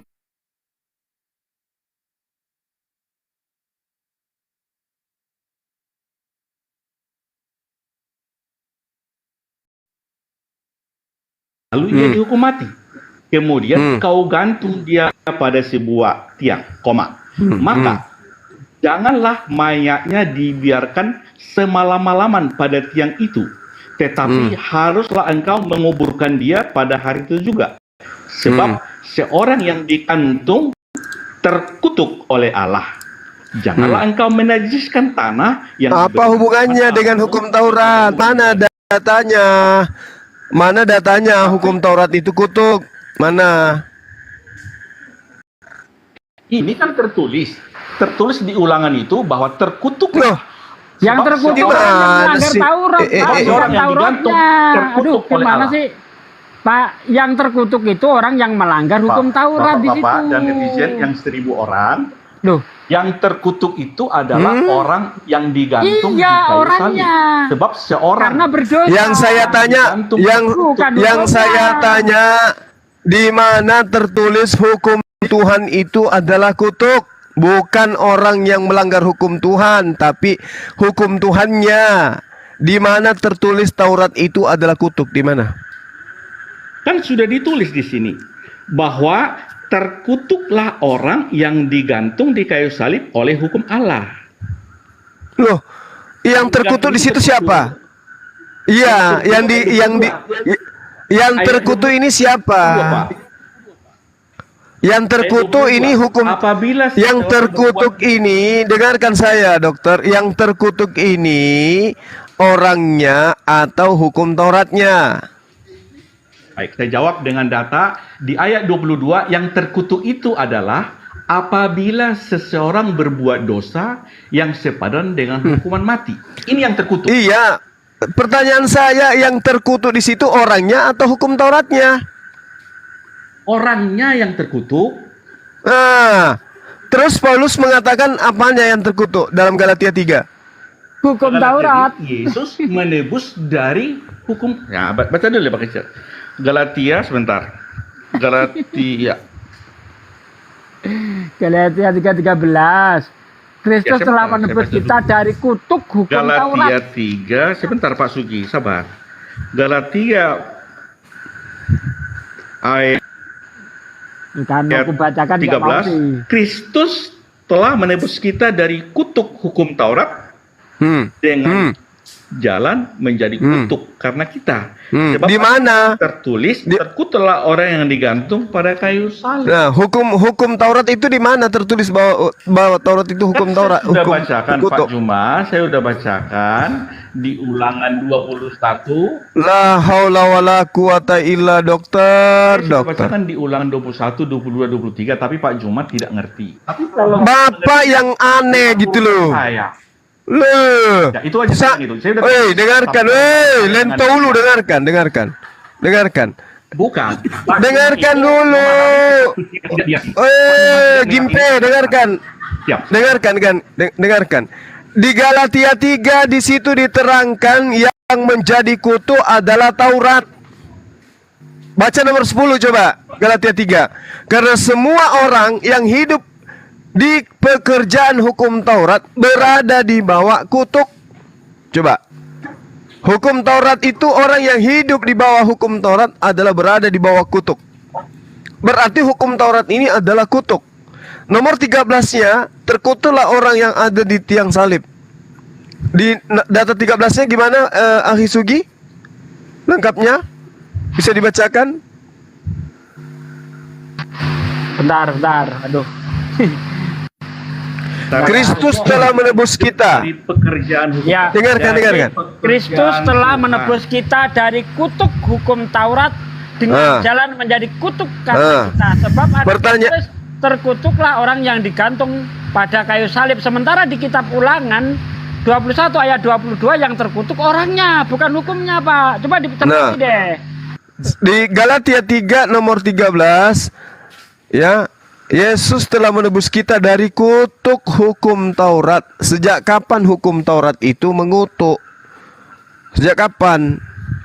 Sejak kapan hukum Taurat itu adalah kutuk? Sejak kapan? Tertulis di mana?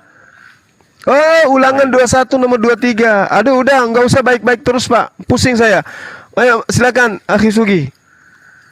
Pak Sugi, Silakan. Pak Juma tadi baca di Galatia 3 ayat 10. Karena semua orang yang hidup dari pekerjaan hukum Taurat berada di bawah kutuk. Jadi jelas yang ada di bawah naungan hukum Taurat udah terkutuk. Artinya yang melanggar hukum Taurat itu, sekecil apapun itu, sudah terkutuk. Yang melanggar. Ya, setiap yang melanggar hukum Jangan Anda di dalam kitab saudara kutuk hukum Taurat. Hukum Tauratnya yang disebut kutuk di sana. Kan udah jelas tuh. Kita udah menyampaikan. Karena semua orang yang hidup dari pekerjaan hukum Taurat berada di bawah kutuk. Ya. Iya, Orang ini yang aja udah salah, Pak. Orang yang dengarkan. Dengarkan, Pak. Orang yang hidup di bawah hukum Taurat ini orang yang dikutuk atau orang yang dicintai oleh Tuhan.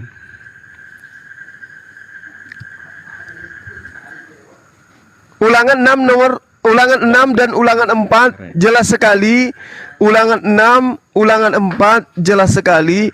Orang yang hidup di bawah hukum Taurat adalah orang yang mendapatkan hidup, bukan mendapatkan kutuk. Dari mana Paulus mendapatkan ilmu bahwa orang yang hidup di bawah hukum Taurat itu adalah orang yang hidup di bawah kutuk? Dari mana ilmunya? Dari asumsi. Dari asumsi katanya saudara kita. Ulangan berapa? Ulangan berapa? Ulangan 6. Wah, semua mau digila sini orang. Ulangan 6 ayat berapa? Baca satu perikop aja, Pak, dari ayat pertama. Ulangan 6 saya ikuti. Nah, Alah, ada ilmu aja Pak dokter ini. Taurat itu tidak pernah terkutuk. Yang terkutuk itu orang yang melanggar hukum Taurat. saya ikuti maunya Pak Juma. Nah, Bang Gowait nih bener nih, orang Kristen nih, bener nih, Bang Gowait nih. Betul, yang melanggar. Yang melanggar itu Pak Goetme itu kan Katolik katanya, jadi melanggar hukum Taurat. Saya setuju. Jadi yang melanggar itu yang terkutuk Pak Juma. Iya, Bang Suma jelas-jelas Bang Suma nanya di mana tertulis hukum Taurat itu adalah kutuk. Nah, kalau kamu jawab tadi itu nggak nyambung. Kamu jawab tadi itu orang-orang yang melanggar. Di ulangan 21 itu kan saya sudah bacakan. Jika seorang digantung di kayu salib, terkutuk oleh Tuhan. Sebentar saya bacakan. Saya udah bacakan ayatnya Pak. Iya, itu jelas di situ tertulis yang melanggar. Jadi para pelanggar itu memang terkutuk. Bukan hukum Tauratnya yang terkutuk, tapi orang yang melanggar. 974. Udah 6 orang kurang ini. Seteramu lah. Bukan. Jadi di ayat 22, sebab seorang yang digantung terkutuk oleh Allah. Itu Pak, di ulangan 21 ayat 23. Pak Whitney, sebab seorang yang digantung terkutuk oleh Allah. Jadi yang digantung itu terkutuk oleh Allah. Karena sesuai dengan hukum Taurat. Sekarang saya tanya Pak Dokter, orang yang hidup di bawah hukum Taurat itu selamat atau terkutuk? Nah loh, bingung dia. Kalau mereka melakukan selamat, kalau melanggar terkutuk. Saya tanya, orang yang hidup di bawah hukum Taurat itu selamat atau terkutuk? Kalau mereka melakukan selamat, tapi kalau melanggar terkutuk. Lah ini di data nomor 3 Undang-Undang Republik Galatia 3 nomor 10. Baca Galatia 3 nomor 10. Kenapa udah ada Undang-Undang Republik Indonesia, Pak?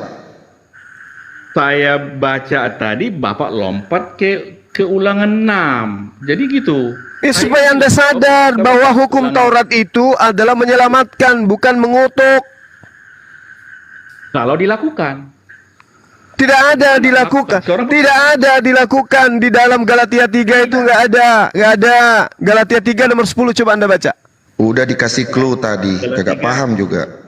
Oke, karena semua orang yang hidup, Pak Godmin sebentar. Karena semua orang yang hidup dari pekerjaan hukum Taurat berada di bawah itu. Ada tertulis. Itulah orang yang tidak setia. Yang tidak setia. Melakukan segala sesuatu yang tertulis dalam kitab hukum Taurat. Artinya Pak Juma, kalau dia tidak setia melakukan yang tertulis, dia terkutuk. Nah, ini dikatakan dokter karena semua orang yang hidup dari pekerjaan hukum Taurat berada di bawah kutuk titik. Sebab ada tertulis. Iya. Sebab ada tertulis, terkutuk orang yang tidak setia melakukan segala sesuatu yang tertulis dalam kitab hukum Taurat. Oke? Nah, kalau dikatakan dia hidup di bawah hukum Taurat, dengarkan Pak, kalau dia hidup di bawah hukum Taurat, menurut Paulus, kalau dia tidak melakukan dengan segala yang tertulis dengan setia, maka dia terkutuk. Betul?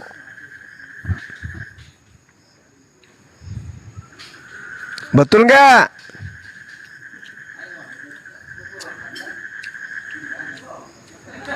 Halo.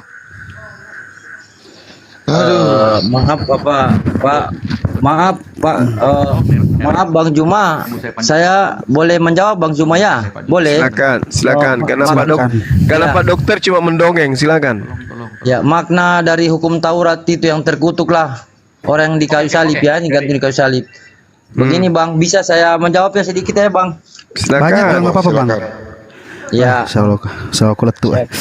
Lanjut. Ya. Karena pada saat itu orang hidup di zaman hukum Taurat, di bawah hukum Taurat itu mata dibalas dengan mata, nyawa dibalas. Pada zaman itu orang sudah banyak dengan berdosa, begitu Bang. Jadi artinya terkutuklah orang yang digantung di kayu salib itu. Artinya begini, pada saat itu orang tidak bisa menjalankan syariat hukum Taurat itu Bang. Begitu makna dari Galatia 3 ayat 13 itu. Karena hukum Taurat itu sangat susah mau dijalankan pada saat itu Bang.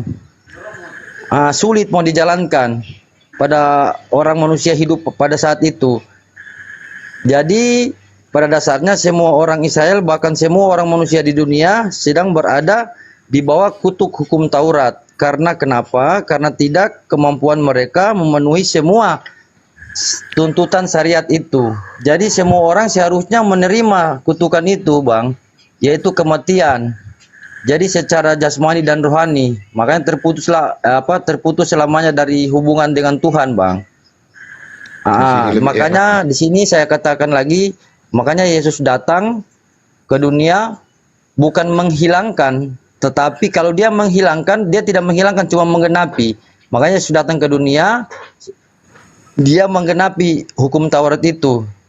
Jadi yang seharusnya manusia yang disalib, digantung, dialah yang harus digantung, begitu Bang. Dia, ya itu menurut saya makna dari Galatia 3 ayat 13. Tidak ada, karena tidak ada seorang pun yang mampu menjalankan hukum syariat hukum Taurat itu. Syariat hukum Taurat. Tadi Paulus mengatakan aku tidak bercacat. Berarti Paulus sanggup. Kenapa Anda mengatakan tidak ada orang yang sempurna? Paulus mengatakan dia tidak bercacat di dalam menjalankan hukum Taurat. Aku tidak bercacat. Kemudian Tuhan sendiri yang mengatakan di dalam Ulangan 30 nomor 11. Sebab perintah ini yang kusampaikan kepadamu pada hari ini tidaklah terlalu sukar bagimu dan tidak pula terlalu jauh. Artinya Tuhan tidak akan mungkin memberikan hukum-hukum kepada Bani Israel kalau Bani Israel tidak sanggup menanggungnya. Nah, lalu kemudian ketika saudara mengatakan tidak ada orang yang bisa melakukan, lebih berat ajaran saudara. Tidak ada orang yang mampu melakukan apa yang dikatakan dalam kitab saudara di Matius 5:42. Berilah kepada orang yang meminta kepadamu dan janganlah menolak orang yang mau meminjam daripadamu. Kira-kira ada nggak orang Kristen yang mampu mempraktikkan ini? Juallah segala milikmu dan berikanlah sedekah. Buatlah bagimu pundi-pundi yang tidak dapat menjadi tua, suatu harta di surga yang tidak akan habis dan tidak dapat didekati pencuri, dan yang tidak dirusakkan oleh ngengat. Bisa enggak Kristen lakukan menjual semua barang-barangnya lalu disedekahkan? Lukas 6 nomor 30. Sabar, berilah kepada setiap orang yang meminta kepadamu dan janganlah meminta kembali kepada orang yang mengambil kepunyaanmu. Bisa Kristen praktekkan ini kira-kira? Sampai detik ini belum ada. Belum ada, lebih berat ini. Iya, Lebih Bang. berat ini. Iya Bang Jumat. Tadi saya cuman mengutip dari ayat isi Galatia 3 ayat 13. Itu aja Bang. Ya, jadi Pak Dokter ini memang suka bikin ngeyel aja kerjanya. Tadi dia katakan Saya jawab hukum dulu. Jadi, hukum pertanyaan Taurat saya. itu adalah kutuk. Di mana tertulis itu? Hukum Tauratnya adalah kutuk. Nggak ada. Orang yang hidup di bawah kutuk itu, di bawah hukum Taurat itu, tidak ada dikatakan bahwa itu adalah orang yang hidup di bawah kutuk.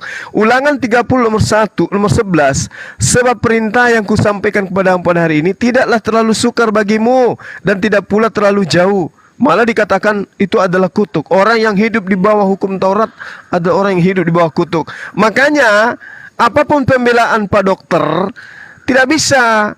Itulah gunanya Yesus mati di atas tiang salib untuk Anda, supaya Anda tidak hidup lagi di bawah hukum Taurat. Karena kalau hidup di bawah hukum Taurat, Anda hidup di bawah kutuk. Dan kata lain, Anda mengajarkan bahwa hukum Taurat itu adalah kutuk. Barang siapa yang hidup di bawah hukum Taurat, maka dia hidup di bawah hukum kutuk. Ini yang kita pertanyakan. Di mana bahwa hukum Taurat itu kutukan? Di mana?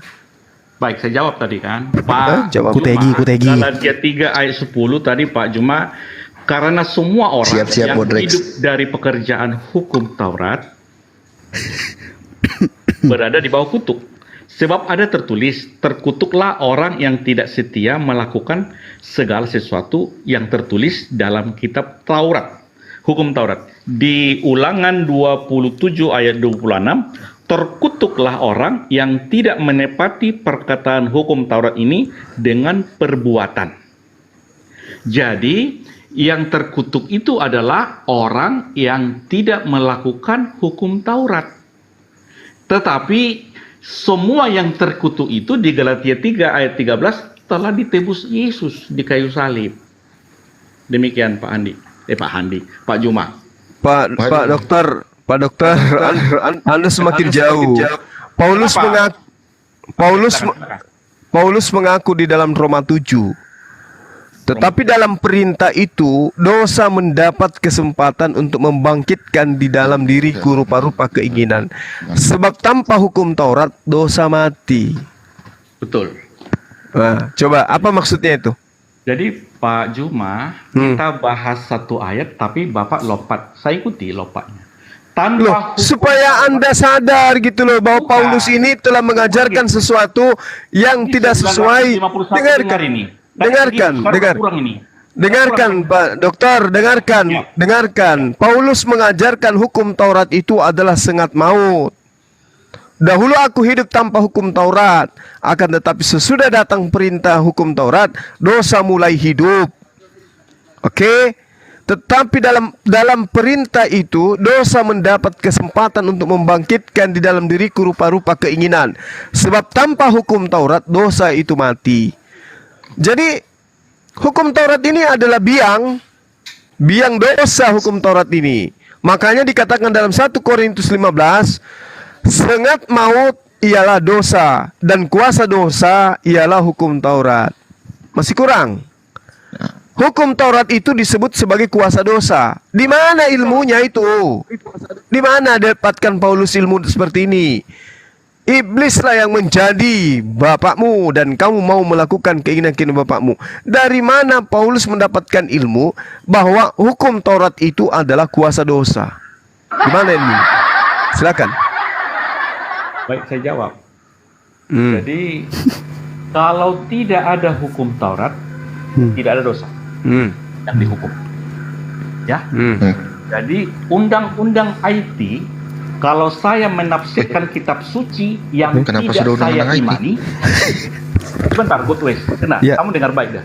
Kalau undang-undang IT tidak menerangkan, jika seorang menafsirkan kitab suci yang tidak diimani lalu menyebarluaskan, itu akan dituntut di muka pengadilan 5 tahun penjara.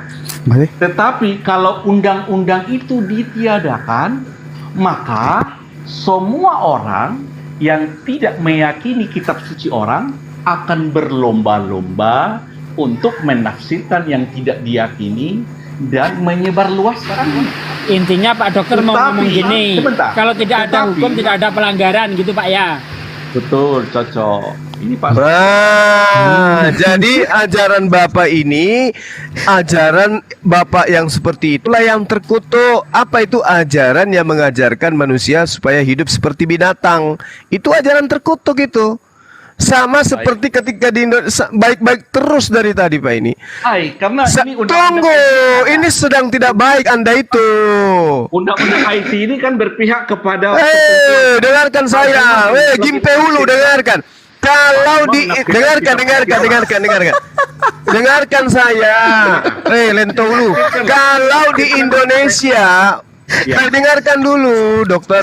Kalau di Indonesia semua hukum-hukum ini dihapuskan, apakah menurut saudara rakyat Indonesia hidup di bawah kasih atau hidup di bawah kehancuran?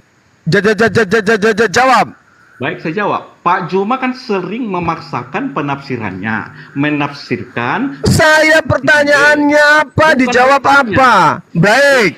Saya jawab. Baik. Belum siap ngomong. Tadi kan Anda mengatakan berdasarkan pengakuan Paulus, Dengar dulu saya. Belum siap aku ngomong. Ya. kuasa dosa adalah hukum Taurat. Anda menerasikan undang-undang. Anda menerasikan undang-undang. Pak Juma Nah, ngomong sekarang Pak ketika Juma ngomong, saya undang-undang di negara Saya kita ngomong, ini Pak dihapuskan, Juma. Diam dulu Pak Juma. pertanyaan saya apa, Lento? Ini kan pertanyaannya jelas. Ketika hukum-hukum di Indonesia ini dihapuskan, pertanyaannya dengarkan. Rakyat Indonesia hidup di bawah kesejahteraan, hidup di bawah kebaikan, kebenaran, atau hidup di bawah kehancuran? Kalau hukum-hukum di Indonesia dihapuskan semua, gimana? Kalau hukum-hukum itu dihapuskan, tergantung orang yang menjalankan. Kalau orangnya itu dari bibit bobot bebeknya, bagaimana Anda mau kacau? Berarti pada garis besarnya itu undang-undang IT itu adalah hukum Taurat, gitu aja jelas. Enggak, maksudnya gini, yang disalahkan itu hukumnya bukan pelanggarnya. Biang kesesatan itu adalah Taurat, itu intinya. Nah, ini ilmu dari mana Paulus dapat ini ilmu kayak gini? Nah, analogikan seperti ini, Ahi. Kalau tidak ada Islam di Indonesia ini, LGBT dilegalkan, Islam yang disalahin. Ya. Seperti itu jadinya. Betul. Pak Sugi, dengar. Pertanyaan Pak Juma saya jawab. Soal benar atau tidak benar itu bukan jadi persoalan. 935 udah dari 1000 udah turun penetrasi kita. Soal benar atau tidak benar itu tidak masalah Pak Juma. Ini kan diskusi ini kan. Ada bibit bebek bobot. Tidak ada pun agama. Bukan masalah benar tidak benar. Masalahnya Anda membawa agama di sini. Damai sejahtera kok. Sebentar Pak Gomez, saya ngomong sama Pak Juma dulu. Pertanyaan Pak Juma saya jawab. Soal benar atau tidak benar biarlah netizen yang menilai, oke? Ini kan diskusi ini, bukan pemasangan kehendak. Iya, Saya Pak, bukan tadi kan. mahasiswanya Pak Juma. Betul? Jadi gitu. Jadi Pak Juma, di Indonesia sebelum Indonesia merdeka, sebelum Indonesia punya agama, Saya cari Bodrex Indonesia dulu dah. setiap suku, setiap ras memiliki karakter masing-masing, tertib dan teratur. Itu pertanyaan saya. Baik, kembali kita ke hukum Taurat tadi. Kuasa dosa itu adalah hukum Taurat. Jadi kuasa itu telah dilucuti dengan kematian Yesus di kayu salib. Dengan matinya Yesus di kayu salib, aturan-peraturan itu telah Aturan Tuhan dilucuti. Aturan Tuhan dilucuti dengan cara melanggar aturan Tuhan. Aturan Tuhan jangan engkau membunuh orang yang benar. Dilanggar. Demi apa? Demi syahwat. Agar supaya hukum Taurat itu dihapuskan. Betul? Pak Juma, Bible itu adalah kitab perjanjian. Perjanjian Tuhan dengan ciptaannya. Jika perjanjian pertama dilanggar, maka perjanjian kedua akan muncul. Oke, baik. Anda akan berat ini. Di mana Tuhan mengatakan bahwa kitab kanonik itu adalah perjanjian barunya Tuhan? Di mana? Aduh. Baik, Saya cerita dulu. Udah lembaran dulu aja. Perjanjian pertama sekali adalah antara Tuhan dengan Adam. Aduh, tanya apa? Tuhan Jawab apa berjanji ini? kepada Adam di Saya tidak ke sana, Pak. Apa yang saya minta itu adalah obat Bodrex. Kenapa Anda menerangkan obat cacing? Yang saya tanya apa? Di mana Tuhan mengatakan bahwa kitab kanonik itu adalah perjanjian baru Tuhan? Di mana tertulis itu? Saya belum dapat cerita belum ngomong, Pak Juma udah potong. Saya Iya, jawab. karena Anda nggak nyambung. Saya tanya apa, Anda menjelaskan Adam. Yang saya tanya Paulus. Baik, nyambung nggak nyambung 935 itu. Anda menyanyiakan waktu saya, Pak Dokter, bukan nyambung tidaknya enak di situ. Selama ini Pak Juma hanya ngomong dengan pemahaman pemikiran sendiri. Loh, yang saya tanya pemahaman Pak Dokter, kenapa larinya ke Nabi Adam? Yang saya tanya perjanjian baru, di mana Tuhan menyatakan bahwa kitab kanonik, surah-surah Paulus itu adalah perjanjian baru Tuhan. Itu di mana tertulisnya? Sama, dengarkan. Di dalam Yeremia 31:31, Tuhan mengatakan, aku akan melakukan perjanjian baruku dengan Bani Yakub dan Bani Israel. Itu perjanjian baru Tuhan. Dan sekarang Anda rubah. Perjanjian baru Tuhan itu adalah surah-surah kanonik dan juga surah Paulus. Saya tanya, di mana Tuhan menyatakan itu? Baik. Silakan. Surat kanonik yang saya pahami adalah surat-surat yang ditulis oleh para murid atas perintah Tuhan. Di mana? Di mana perintah Tuhan kepada Lukas? Di 1 Yohanes 1 ayat 1. Apa yang kami lihat? Lukas yang saya tanya, di mana perintah Tuhan datang kepada Lukas? Belum saya siap ngomong, sudah ini Pak Sidik dengar dulu. Belum saya siap Ini orang penyakit jantung konsultasi periksa kaki. Jadi aku udah jantungan. ini jangan jantungan, tenang. Saya Perjanjian baru Tuhan di mana kepada Lukas, di mana perjanjian barunya? Yohanes 1:1. Di Lukas 22 ayat 14 sampai 20. Silakan dibaca. Oke, baca Pak. Aku yang baca. Oke. Baik. Perjanjian baru itu adalah di Lukas 22 ayat 4. Ini konsultasi penyakit jantung, periksanya ulu hati ini.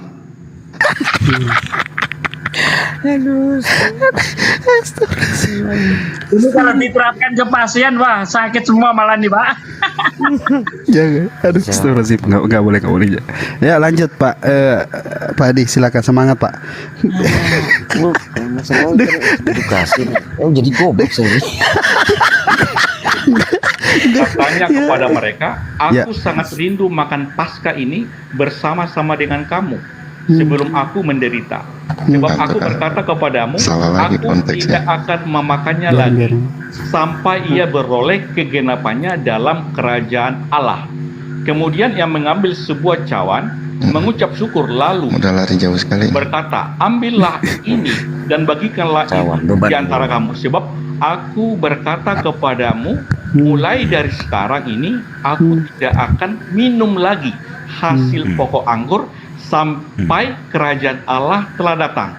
Jadi Yesus berjanji bahwa Yesus akan mengadakan perjamuan Paskah Apa yang kutanya? Saya tanya orang yang percaya. Sudah dibilang orang sakit jantung ini dia periksa kaki ini. Saya lempar HP saya ini. Bukan perjanjian Paskah, perjamuan Paskah yang saya tanya perjanjian baru. Masya Allah, tergoncang kita sama Pak Adi. Luar biasa Ya, itu Pak kan Adi. saya jawab. Jadi betul, bahwa Pak. Yesus berjanji sekali lagi akan terjadi perjamuan Paskah. Perjamuan Paskah itu adalah perjanjian antara Tuhan dengan orang-orang yang percaya Paskah. kepada Yesus. Di mana terjadi di kerajaan sorga Yang saya tanya, di mana kitab kanonik ini disebut sebagai perjanjian baru Tuhan? Baik. Tidak ada. Wah, cuma ngerti nggak apa itu Bengkel kanonik? juga saya. Ngerti nggak kanonik? Yang di kanon. Nggak ngerti. Ngerti nggak Bang Zuma? Yang di kanon itu adalah yang ditulis oleh para murid Yesus. Mas Ani kakakku. Baik murid Yesus 12 yaitu Yohanes dan Matius maupun murid Yesus yang 70 yaitu Arti kanon apa, Pak? serta satu-satu dulu Pak Sidik ya, dengar baik. Satu Pak Sidik. Jadi murid Sabar. Yesus itu ada yang 12, ada Ini yang domba-domba bukan diselamatkan tapi mati Jadi, jiwa ini domba-domba ini. Terus mana tulisan Filipus, Pak? baik. Kenapa nggak di kanon? Jadi yang termasuk kanon ada kriterianya. Pertama, isi dari tulisan termasuk Thomas, termasuk Filipus. Kalau isinya tidak selaras dengan Selera Romawi? Hah? usia kertas. Tidak selaras dengan siapa? Usia kertas. Selera Usia kertas. Nusantara. Usia kertas.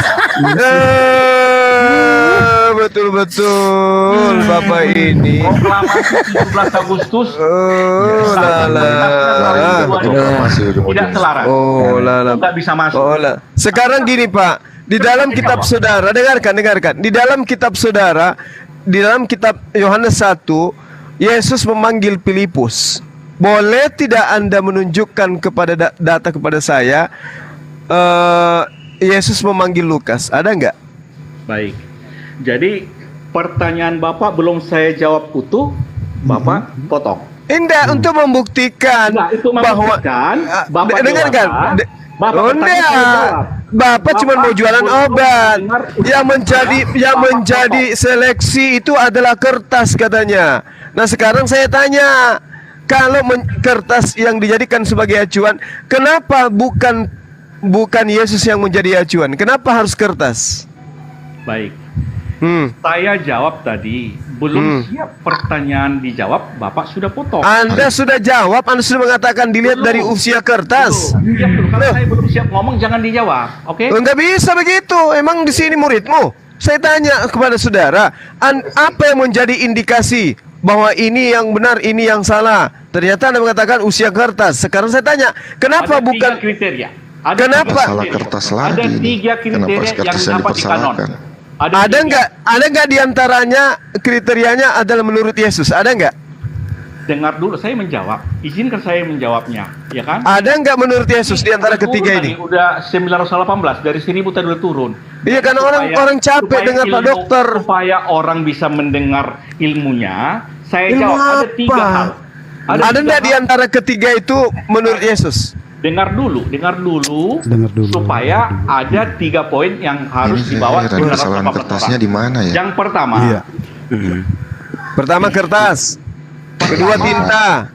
semua murid Yesus Ujung-ujungnya melihat, ATK ini. mendengar, menulis setiap peristiwa-peristiwa itu di dalam kertas atau log, ya. Ya, Lalu kalau begitu kenapa Lukas?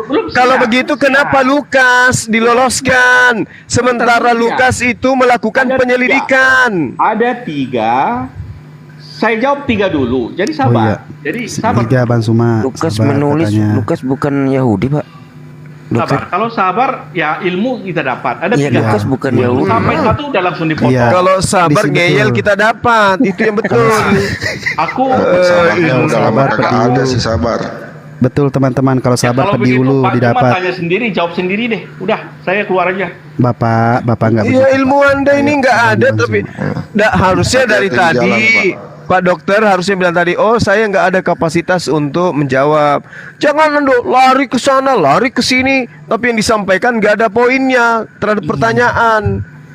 Yesus memanggil Filipus dalam Yohanes 1. Filipus ikutlah denganku. Di dalam Kisah Para Rasul 8, Filipus memberitakan Injil Yesus. Kenapa Injil Yesus tidak diloloskan pada saat konsili? Nah, mending kabur. Hati-hati di jalan, Pak. Kalau kejenggal balik lagi gitu. Pak Samuel, monitor Pak Samuel. Oh iya, Kan dulu, Pak, kok bawa saya. kertas ini? Saya Pak, saya temannya Pak Samuel, ada apa? Oke, dilanjut teman-teman sekalian dilanjut. Saya ini. Ini bikin Pak, kopi saya dulu. cuma mau nanya. Siap, Bro. Ini Siap, Bro, nah. Pak Handi, saya cuma mau nanya, apakah salahnya kertas ya? Terus tiba-tiba ujung-ujungnya ke proklamasi. Saya bingung. Ya menurut buku yang sebelum saya rilis, ya memang belum saya tulis. Tatang gitu. Suparman. Paham gue ini. Paham gue ini buku. Tatang Suparman. Ada di sebelah kanan pojok atas tulisannya itu. Ya itu, di sana itu. Ayo, Bingung saya. ya mau naik. Pak Samuel, monitor Pak Samuel.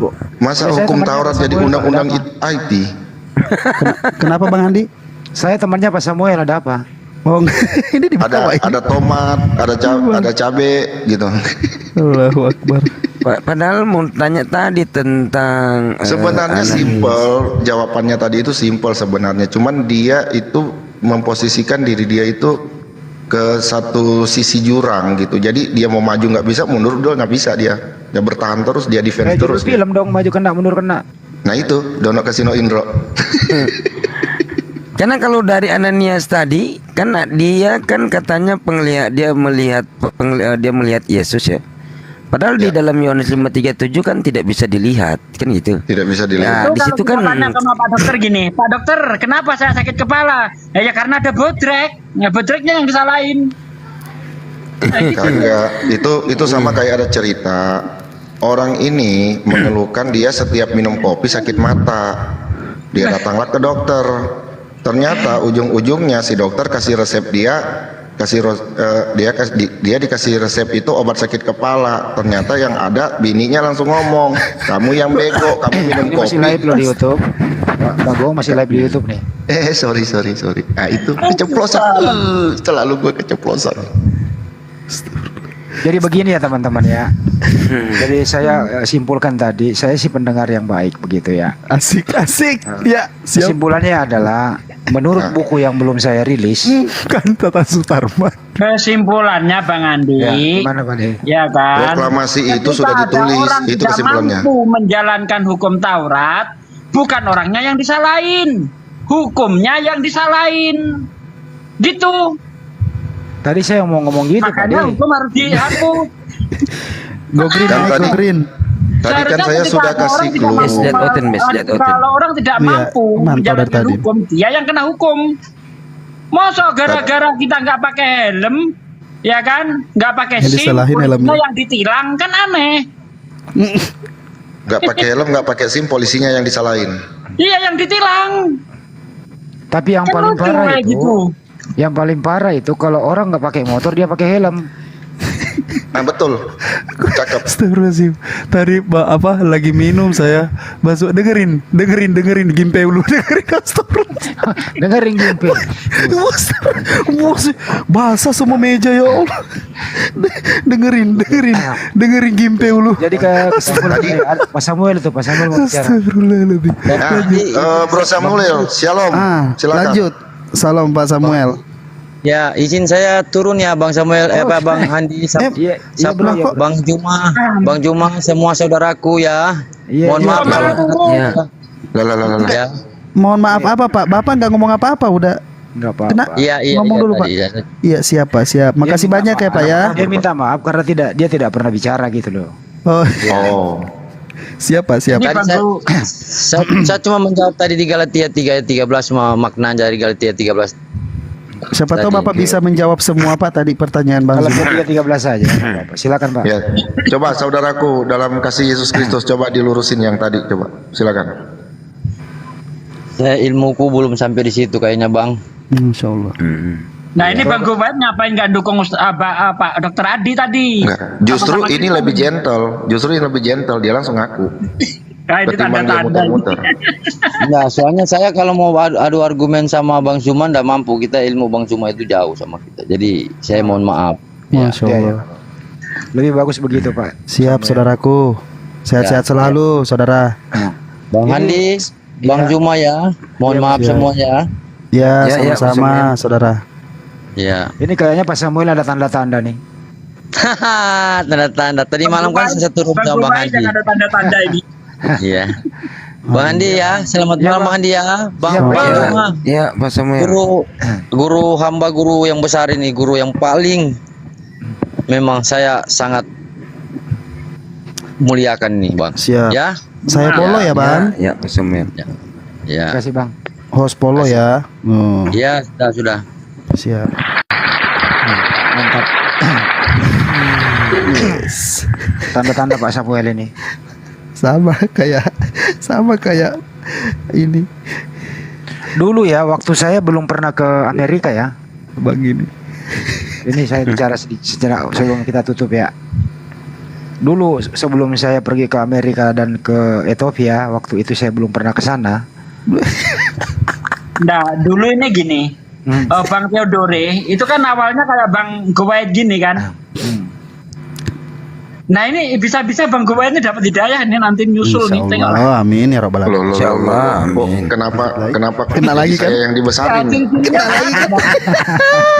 Udah ada soalnya. Saya membesarkan tamu. Tamu itu harus di ini. Tamu itu adalah raja. Masya Allah. Nah, itu kan tamu ada Bang Handi, ada Bible berjalan. Mereka yang punya rumah, Bang. Ini orang-orang di sini belum tahu ya Pak Goitme. Nantilah saya cerita. Kalau Pak Goitme udah bilang sebuka-bukanya saya buka, tapi beliau Enggak, nanti aja di Makassar, Bang. Di Makassar beliau hadir. Insya Allah. Ya kalau di Makassar mah jangan kan kisahnya saya buka. Kalau nanti di Makassar ketemu, jangan kisahnya saya buka. Celananya gue pelorotin. Ketemu nanti kita Bang ya, insya Allah ya Bang. Amin ya rabbal alamin, semoga. Iya. Mudah-mudahan jika ada perkenaan dari Tuhan, mudah-mudahan. Amin ya rabbal alamin. Tanggal 15-16 Bang. Ya. Bang Andi udah mau pesan pesawat belum? Justru pesawat yang menunggu saya Pak. Dia udah standby di bandara. Nah, kalau pesan sekalian aja bareng kita. Iya Pak De. Justru ini pesawatnya udah di Halim nungguin. Oh gitu. Setiap hari nelpon, kata dia kapan kita berangkat? Saya bilang standby aja dulu di situ, dilap-lap, dibersih-bersihin lah. Saya nggak mau kalau ada. Bang Handi nggak bareng saya. Saya pakai pesawat pribadi, kebetulan Papa nggak make. Soalnya 10 hari lagi kalau nggak pesan sekarang nanti mahal katanya enggak. Kalau saya ada pesawat gratis, pesawat pick up, open cup. Pesawat telepon maksudnya. Kalau Bang GWM pakai ini dia. Bang GWM pakai helikopter dia, insya Allah dia berangkat. Sekali-kali kita ngomong tinggi dong, nggak apa-apa dong. Iya. Iya. Karena sesuatu kesuksesan itu berasal dari suatu impian. Iya. Nggak percaya kalau di Halim banyak pesawat yang parkir, nggak percaya. Percaya Bang, percaya. Apalagi Iya banyak kan yang parkir di Halim, di Pondok Cabe banyak. Iya, Soekarno Hatta banyak yang parkir itu. Wah, bagus. Yang parkir. Tahu nggak atas Telat perintah siapa bagus. parkir di situ? Apa itu? Jadi teman-teman saya pamit undur diri dulu ya. Mau kemana? Kenapa saya itu pengen bareng Bang Andi naik pesawat gitu kan? Dijamin aman. Karena saya pernah naik mobil gitu kan, ganjil genap, ngelanggar itu kan, sama Bang Andi diatasi gampang dah, selesai nggak kena tilang gitu.